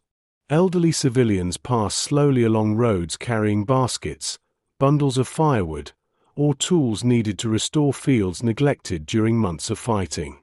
Interactions remain brief because language often limits conversation, yet gestures bridge many gaps. A nod exchanged while sharing a narrow road. A loaf of coarse bread quietly offered in thanks after medical assistance has been given to an injured civilian. A smile from a child receiving a bandage after an ordinary accident unrelated to the war. These encounters rarely occupy official reports, yet they become part of the station's quiet memory, reminding everyone that armies pass through landscapes where ordinary life continues struggling toward tomorrow. The medics themselves have also begun noticing changes within one another. New lines appear around tired eyes. Hair that once carried the easy appearance of youth now reveals the first threads of gray in men still far from old age. Laughter has become less frequent than during training, yet when it comes it feels deeper, carrying the warmth shared by people who have endured long seasons together. Friendship no longer depends upon discovering common interests. It has been built through shared responsibility, interrupted sleep, impossible decisions, and countless ordinary mornings that began before sunrise with the same familiar work waiting to be done. Professional confidence now extends beyond technical skill into quieter forms of judgment. A medic entering the treatment tent can often sense its atmosphere before speaking to anyone. He notices whether the room carries the measured concentration of routine care or the restrained urgency that follows the arrival of multiple casualties. He hears the difference between ordinary conversation and voices deliberately kept calm beneath increasing pressure. Such awareness cannot be found in manuals.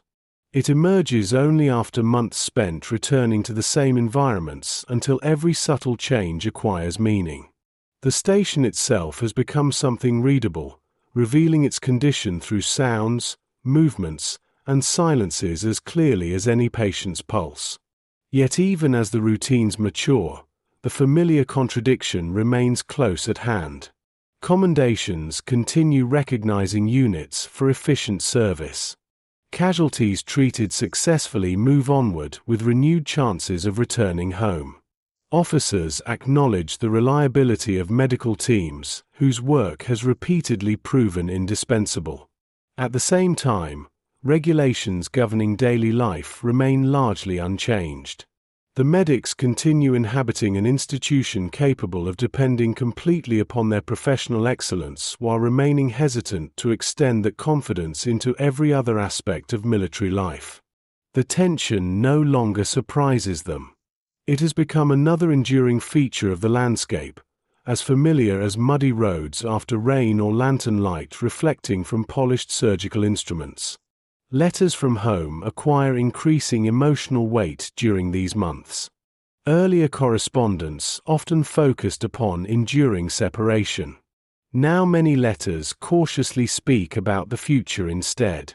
Families describe repairs waiting to be completed once sons return. Churches plan welcome services without knowing exactly when they will be needed. Children who had once struggled to write their names now fill entire pages with careful handwriting. Wives describe gardens planted, harvests gathered, neighbors asking when the soldiers might finally come home. Between these ordinary details lies an unspoken assumption that the war cannot continue forever. Hope remains careful, never certain, but it has become more difficult to dismiss entirely. One evening, after completing another long shift, several medics sit quietly outside the station while daylight fades across nearby fields. No one feels compelled to speak immediately. The silence is comfortable, shaped by companionship rather than emptiness. Swallows sweep low above the grass, disappearing into the warm air before circling back again. Somewhere beyond the hills, a train whistle echoes briefly through the twilight, reminding everyone that railways still connect these distant places to cities, ports, and eventually to continents across the sea. For a few moments, attention drifts naturally toward thoughts of home, not as an abstract destination, but as a collection of ordinary sounds and familiar rooms waiting patiently beyond the war. When they finally rise and return to their duties, the movement feels almost ceremonial in its quiet simplicity. The work has not finished. Patients still require care. Records still await completion. Supplies must still be counted before another morning begins. Yet beneath these familiar responsibilities, another change has quietly taken root. The medics have spent years preserving the futures of others while postponing thoughts of their own. Now, almost without realizing it, they have begun carrying both at the same time. The road ahead still passes through the final months of war, but somewhere beyond those distant horizons another journey is already waiting, one that will ask whether faithful service can truly reshape the nation they have served with such unwavering devotion. Crossing the ocean again. The war does not end everywhere at once.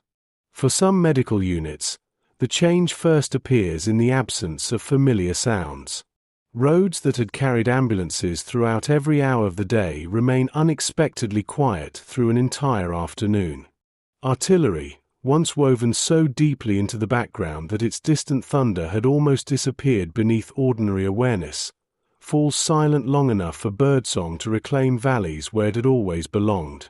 Engines continue running, supplies continue moving, patients continue arriving, but the relentless expectation that every quiet interval will soon be interrupted begins, little by little, to loosen its hold.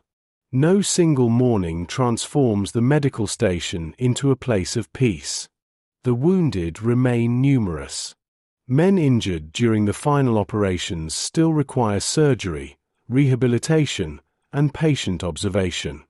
Others who have carried illnesses through months of campaigning continue occupying beds where recovery proceeds according to the body's own careful pace rather than the calendar's. The work of healing has never followed the timetable of military victories, and it does not begin doing so now. If anything, the closing chapters of the conflict reveal how long suffering continues after armies have ceased advancing. The routines remain remarkably familiar. Bandages are changed before breakfast. Surgical instruments are inspected beneath the same lantern light that illuminated countless earlier mornings. Medical reports continue filling folders whose growing thickness reflects years of steady labor rather than dramatic events. Ambulance drivers still check tires, engines, and fuel levels with the same disciplined attention because accidents remain possible long after battle has subsided. Every task quietly insists that professional responsibility does not disappear simply because the larger conflict has begun yielding toward conclusion. You observe another kind of patient now entering the station. Some carry visible wounds sustained during the war's final days, but others arrive bearing exhaustion accumulated over years rather than hours.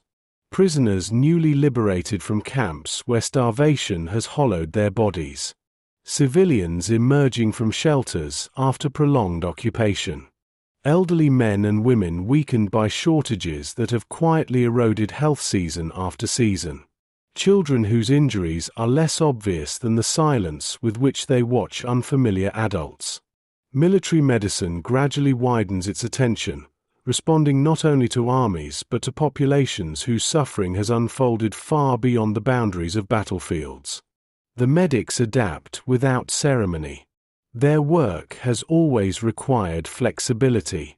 A field dressing applied beneath artillery fire and careful nutritional support offered to an undernourished child both belong to the same profession, though they demand different forms of patience. Temporary treatment areas begin accommodating people who wear no uniform at all. Interpreters become increasingly important as conversations extend beyond military personnel. Supplies once reserved almost exclusively for soldiers are now distributed more broadly wherever immediate need outweighs administrative habit. Healing quietly expands beyond the institution that first trained these men to practice it. For African American medics, the closing months of the war introduce another subtle shift. Conversations that had long focused upon immediate survival now increasingly turn toward return. Where will the unit be sent first? How long will demobilization require? Which ports remain operational? Rumors circulate with the familiar uncertainty that has accompanied military life since enlistment, yet this time they point toward departure rather than deployment. The future remains indistinct, but its direction has become unmistakable. The road no longer leads deeper into war. It bends gradually toward home. Packing begins almost cautiously. Medical chests that have traveled across continents are inventoried one final time. Instruments bearing small scratches from years of careful use are wrapped for transport. Canvas tents are lowered, folded, and bundled with practice movements refined through repeated relocations, though this dismantling carries a different emotional weight from those before it. Earlier departures always anticipated another aid station waiting somewhere farther ahead. This one suggests the possibility that no new station will immediately replace the old. Familiar places disappear behind them, perhaps forever. The ports waiting for the returning convoys appear much as they did years earlier, yet the people approaching them have changed profoundly. Warehouses remain crowded with crates. Cranes continue lifting cargo between docks and ships. Railway tracks stretch inland beneath the same network of signals and telegraph lines. Yet the medics stepping onto the quays carry countless unseen additions to their luggage: remembered faces, practiced judgment, quiet grief, professional confidence, friendships strengthened beneath extraordinary pressure, and questions that no amount of service has fully answered. As evening settles over the harbor before embarkation, one transport ship lies ready against the pier, its gangway illuminated by soft yellow lights reflecting across dark water. Seabirds circle lazily overhead while dockworkers finish securing the final cargo. Nearby, several medics stand silently along the rail, watching gentle waves strike weathered wooden pilings with a rhythm almost identical to the one they heard years earlier when first leaving home. The ocean before them has not changed. It remains immense, patient, and indifferent to human conflict. Yet those preparing to cross it once again know that they will not return as the same men who first entrusted their futures to its uncertain horizon. The voyage home unfolds beneath a quieter sky than the journey outward had known. Convoys are still organized with care, watches are still maintained through every hour of the day and night, and blackout procedures remain familiar enough to be followed almost automatically whenever required. Yet something within the atmosphere has shifted. The sea no longer feels like a threshold leading into uncertainty. Instead, it resembles a long interval of reflection suspended between two different lives. The urgency that once accompanied every nautical mile gradually gives way to a slower awareness that there is finally enough time to remember. Morning begins with the same practical routines that have governed military existence for years. Decks are washed before breakfast. Medical officers inspect infirmaries prepared to treat illness or injury during the crossing. Equipment is checked even though much of it will soon be transferred into storage rather than carried toward another field station. The discipline remains unchanged because discipline has become part of the men themselves. No officer needs to remind experienced medics how to organize supplies or prepare treatment areas. Habit now accomplishes what instruction once required. You notice how conversations aboard the ship have changed. Earlier voyages were filled with speculation about unfamiliar countries, possible assignments, and the uncertain realities awaiting beyond the horizon. Now the discussion flows in the opposite direction. Someone wonders whether the maple tree outside his parents' house still stands after several seasons without his seeing it. Another tries to remember the exact sound of the streetcars that passed his apartment every evening before enlistment. A father quietly calculates how old his daughter must be now, realizing that she has learned to read while he was learning to steady wounded men beneath canvas roofs thousands of miles away. Home has gradually become less an address than a collection of ordinary details preserved carefully against the erosion of time. The medical staff continues working throughout the voyage because illness respects neither peace nor distance. Seasickness troubles some passengers during rough weather. Old wounds occasionally demand renewed attention after months of strain.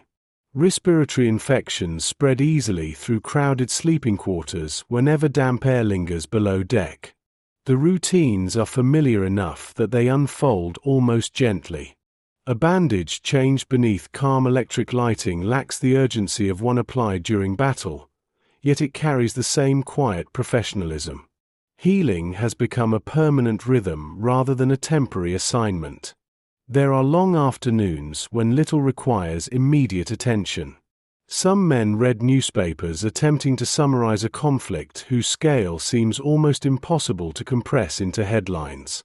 Others write letters they know may arrive only shortly before they do, describing landscapes already disappearing behind the ship's wake.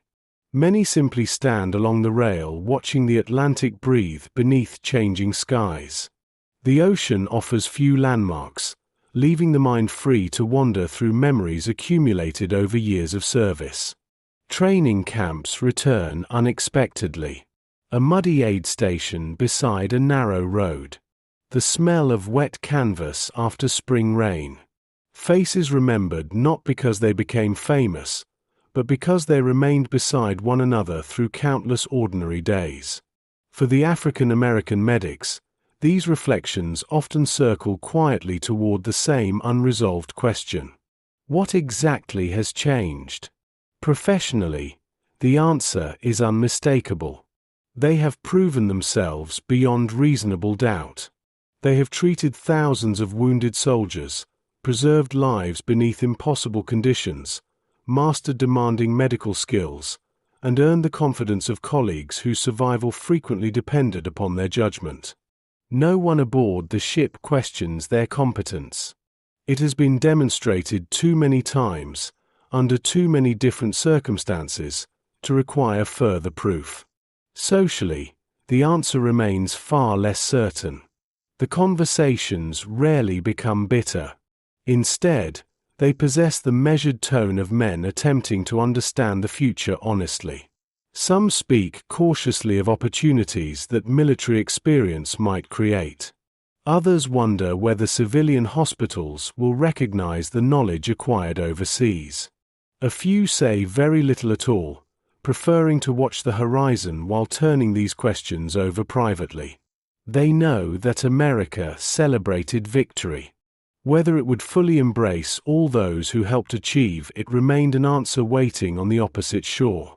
The ship itself becomes a curious place between worlds. Military hierarchy continues functioning as before, yet civilian life already begins slipping quietly into conversation. Men exchange addresses with promises to visit if circumstances ever allow. Someone sketches a rough map explaining where his hometown lies beyond the nearest railway station. Another describes the small church whose bells he has imagined hearing almost every Sunday throughout the war. These exchanges carry remarkable tenderness precisely because no one can know how many will ultimately be fulfilled. The friendships formed through prolonged hardship now prepare to scatter across an entire nation. One evening, just before sunset, several medics gather along the starboard rail while the sea remains unusually calm.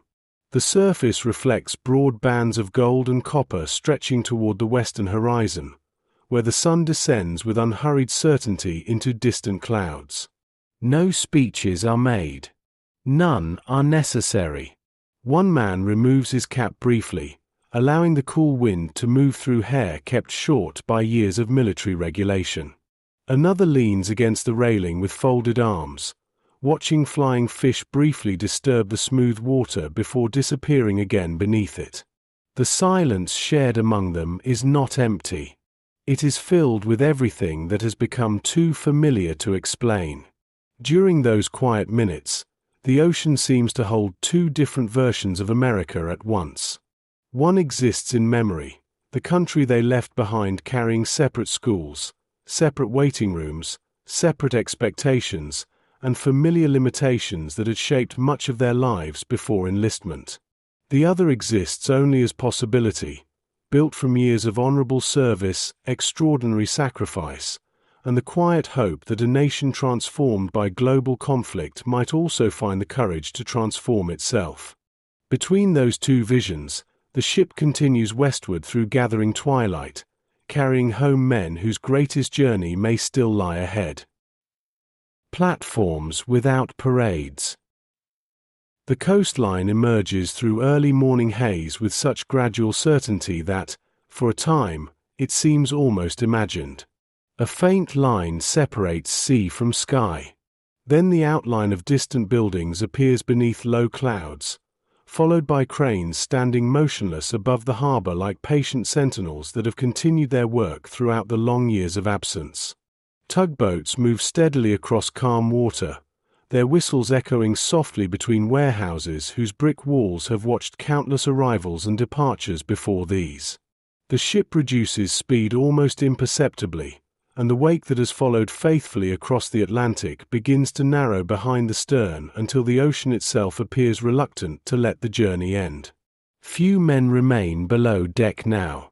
Uniforms have been brushed one final time, boots polished as carefully as circumstances allow, and duffel bags gathered beside narrow bunks where so many nights have passed beneath the quiet rhythm of engines.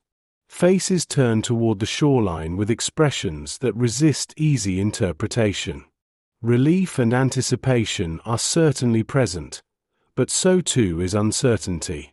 Home has remained vivid in memory for years, yet memory possesses the curious habit of preserving places exactly as they were while life continues altering them in quiet, ordinary ways. The harbor itself is busy without becoming celebratory. Dock workers move cargo with practiced efficiency. Railway wagons wait along sidings ready to carry supplies inland. Military officials stand beside clipboards already filled with names requiring verification before anyone may continue the final stages of demobilization.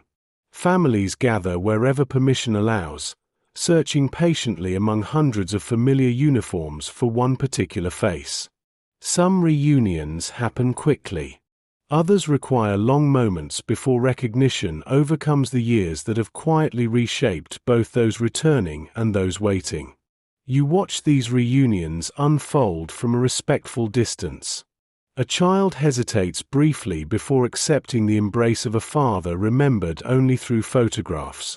An elderly mother reaches upward with both hands, touching her son's face as though confirming that memory has not deceived her. Two brothers stand awkwardly for a moment before laughter dissolves the restraint neither had intended to carry. None of these encounters belongs to history books. They belong instead to kitchens, porches, family albums, and stories told decades later whenever someone asks what that first day home truly felt like. For many African American veterans, however, another reality quietly accompanies these joyful moments. The uniform that commanded professional respect overseas does not always alter the habits waiting beyond the dock gates. Military regulations governing transport, housing, and processing continue reflecting the segregated system under which they served.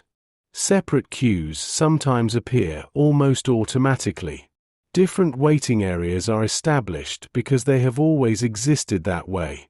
Clerks complete paperwork with efficient courtesy, yet the broader structure surrounding those transactions often remains stubbornly familiar.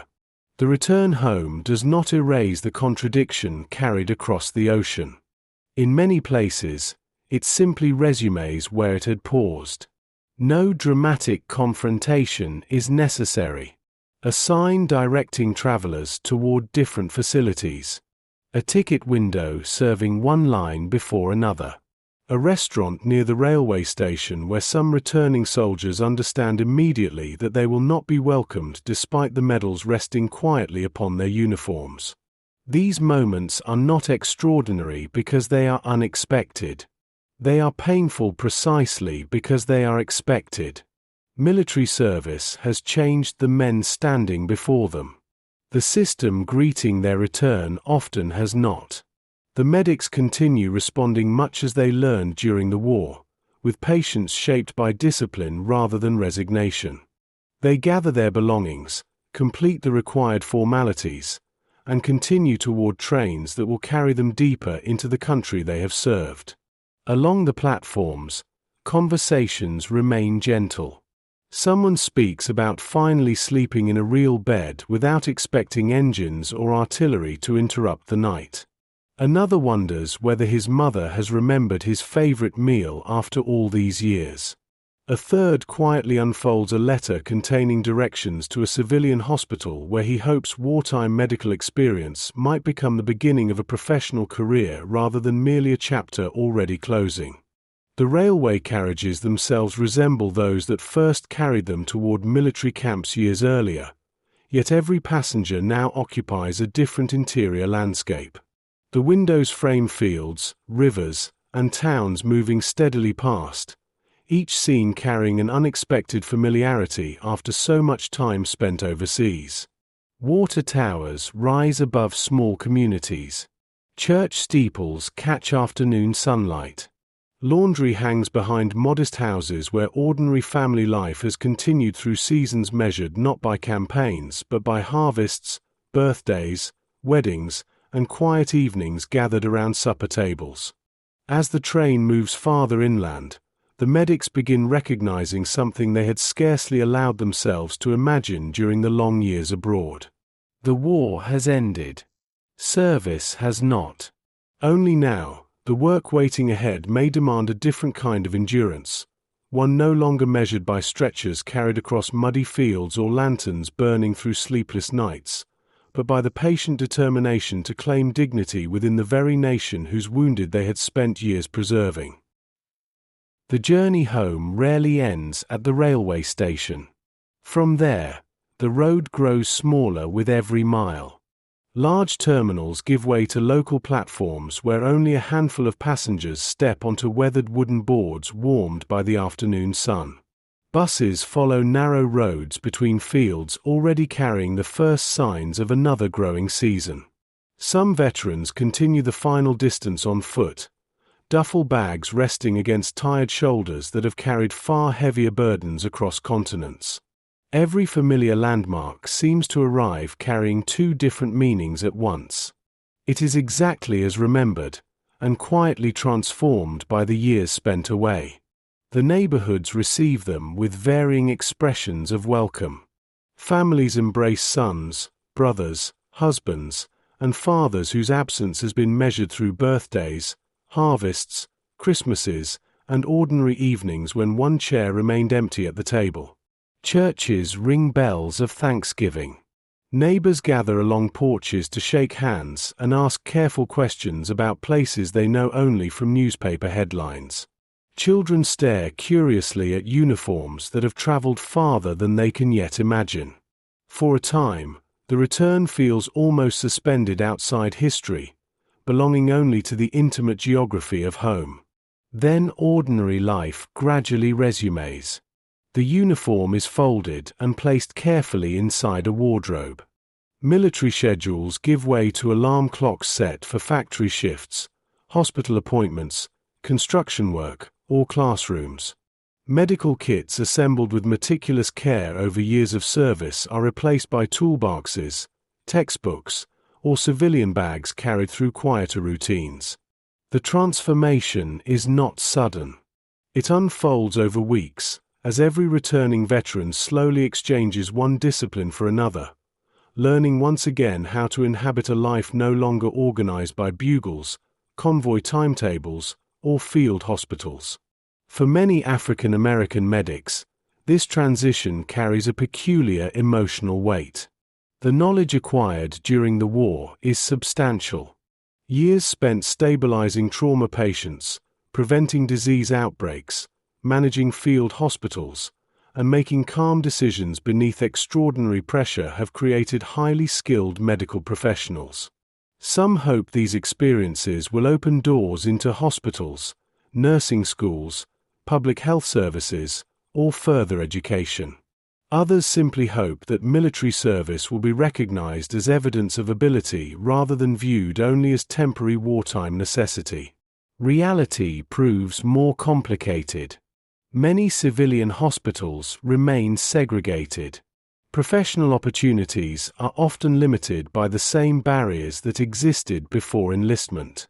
Qualified veterans sometimes discover that experience admired overseas receives remarkably cautious acknowledgement at home. The contradiction that followed them through military life quietly settles once more into civilian institutions, appearing not through open hostility alone, but through hiring decisions, admissions policies, promotion practices, and everyday assumptions that continue shaping opportunity. You observe how remarkably calm many of these responses remain. There is disappointment, certainly, but also something more enduring than disappointment. Throughout the war, these men learned to separate immediate emotion from necessary action. A difficult wound still required treatment regardless of frustration. Exhaustion never eliminated tomorrow's responsibilities. That discipline now follows them into civilian life. Applications continue being submitted. Interviews continue being attended. Additional training is pursued wherever possible. Progress often arrives slowly, measured in years rather than months, yet persistence has already become part of who they are. Some veterans return to neighborhoods where younger children gather eagerly to hear stories about Europe or the Pacific. The medics rarely describe the battlefield in dramatic terms. Instead, they speak about long nights inside hospital tents, about the importance of keeping equipment clean, about friendships formed through shared work, and about people helping one another during difficult times. They know enough about suffering to understand that it need not always be repeated in detail. Sometimes the deepest lessons are carried forward more gently, allowing courage to be remembered without asking listeners to inherit every burden that produced it. Churches become important places during these months. Congregations welcome returning veterans not only as soldiers but as members of communities that have prayed for their safe return through long years of uncertainty. Hymns sound different after silence imposed by distance. Familiar wooden pews feel unexpectedly solid beneath men who have grown accustomed to folding stools, ammunition crates, or bare ground. After services, conversations continue beneath shade trees and along church steps, where people exchange news, introduce children born during the war, and quietly begin rebuilding the social fabric stretched thin by prolonged separation. Among the returning medics, friendships survive despite geography. Letters continue crossing state lines much as they once crossed oceans. Former colleagues share news of new jobs, marriages, births, illnesses, and occasional disappointments. They remember not only the extraordinary moments but also the countless ordinary mornings when they folded blankets before sunrise, inventoried medical supplies, and prepared themselves for another day of preserving lives that often remained anonymous. Those memories become a kind of private language understood most completely by people who carried the same medical packs along the same muddy roads. As summer settles across the country, the outward signs of war gradually recede from everyday life. Factories adjust to peacetime production. Railway stations grow less crowded with uniforms. Newspapers devote increasing attention to politics, reconstruction, and the uncertain shape of the future. Yet beneath this ordinary renewal, another quieter process continues. Thousands of African American veterans, including the medics who had spent years healing others, carry home experiences that cannot easily be folded away with their uniforms. They have seen competence disregard prejudice inside the treatment tent. They have witnessed professional trust crossing boundaries that civilian society still struggles to cross. Those memories remain alive, not as simple victories, but as enduring evidence that another kind of America had briefly become visible whenever healing mattered more than division. Epilogue, where healing continued. The camps are quiet now. The canvas hospitals have long since disappeared, their wooden floors dismantled, their lanterns extinguished, and their carefully folded stretchers returned to warehouses or museums where they rest beneath gentler light than they once knew. The muddy roads leading toward aid stations have become ordinary country lanes again, bordered by fields that continue answering only to the seasons. Rivers flow with the same patient certainty that carried reflected lantern light across their surface decades ago, and forests that once listened to distant artillery now hold only birdsong moving from one branch to another with effortless familiarity. If you were to stand in one of those places today, there would be little to suggest how many lives once passed quietly through it. The earth has absorbed the footprints. Grass has reclaimed the paths between tents.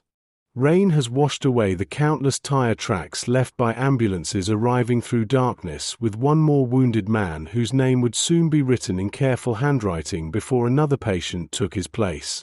History often leaves its deepest marks beneath the surface, where they cannot be measured by monuments alone. The African American medics who served during the Second World War rarely became the central figures in grand military narratives. Their work did not always produce dramatic photographs or decisive victories marked by arrows advancing across maps. More often, they occupied the quieter spaces between destruction and survival. They steadied hands that trembled with fear. They slowed bleeding before hope disappeared entirely. They listened when pain required patience more than words.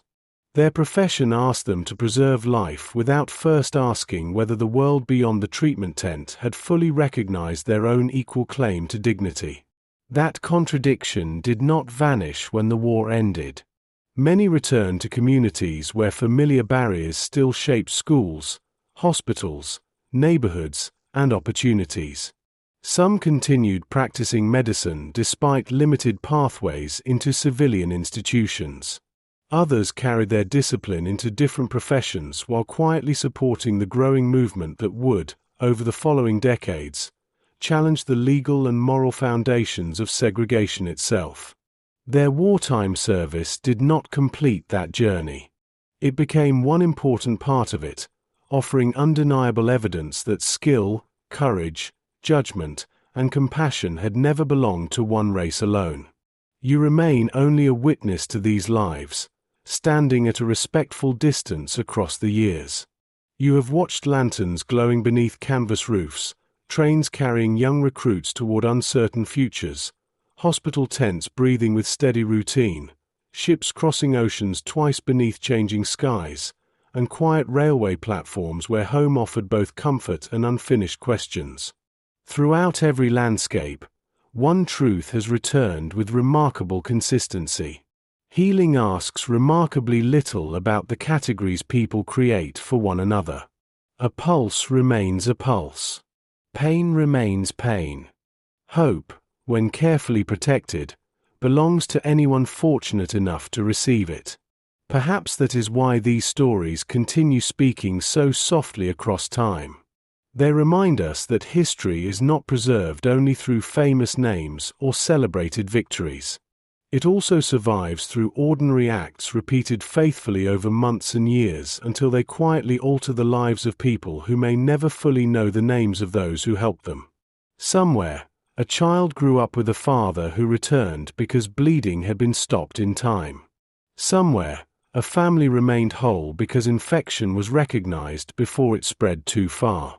Somewhere, a frightened soldier remembered not the noise of battle, but the calm voice that promised he would not face the night alone. The rivers continue flowing. The forests continue growing.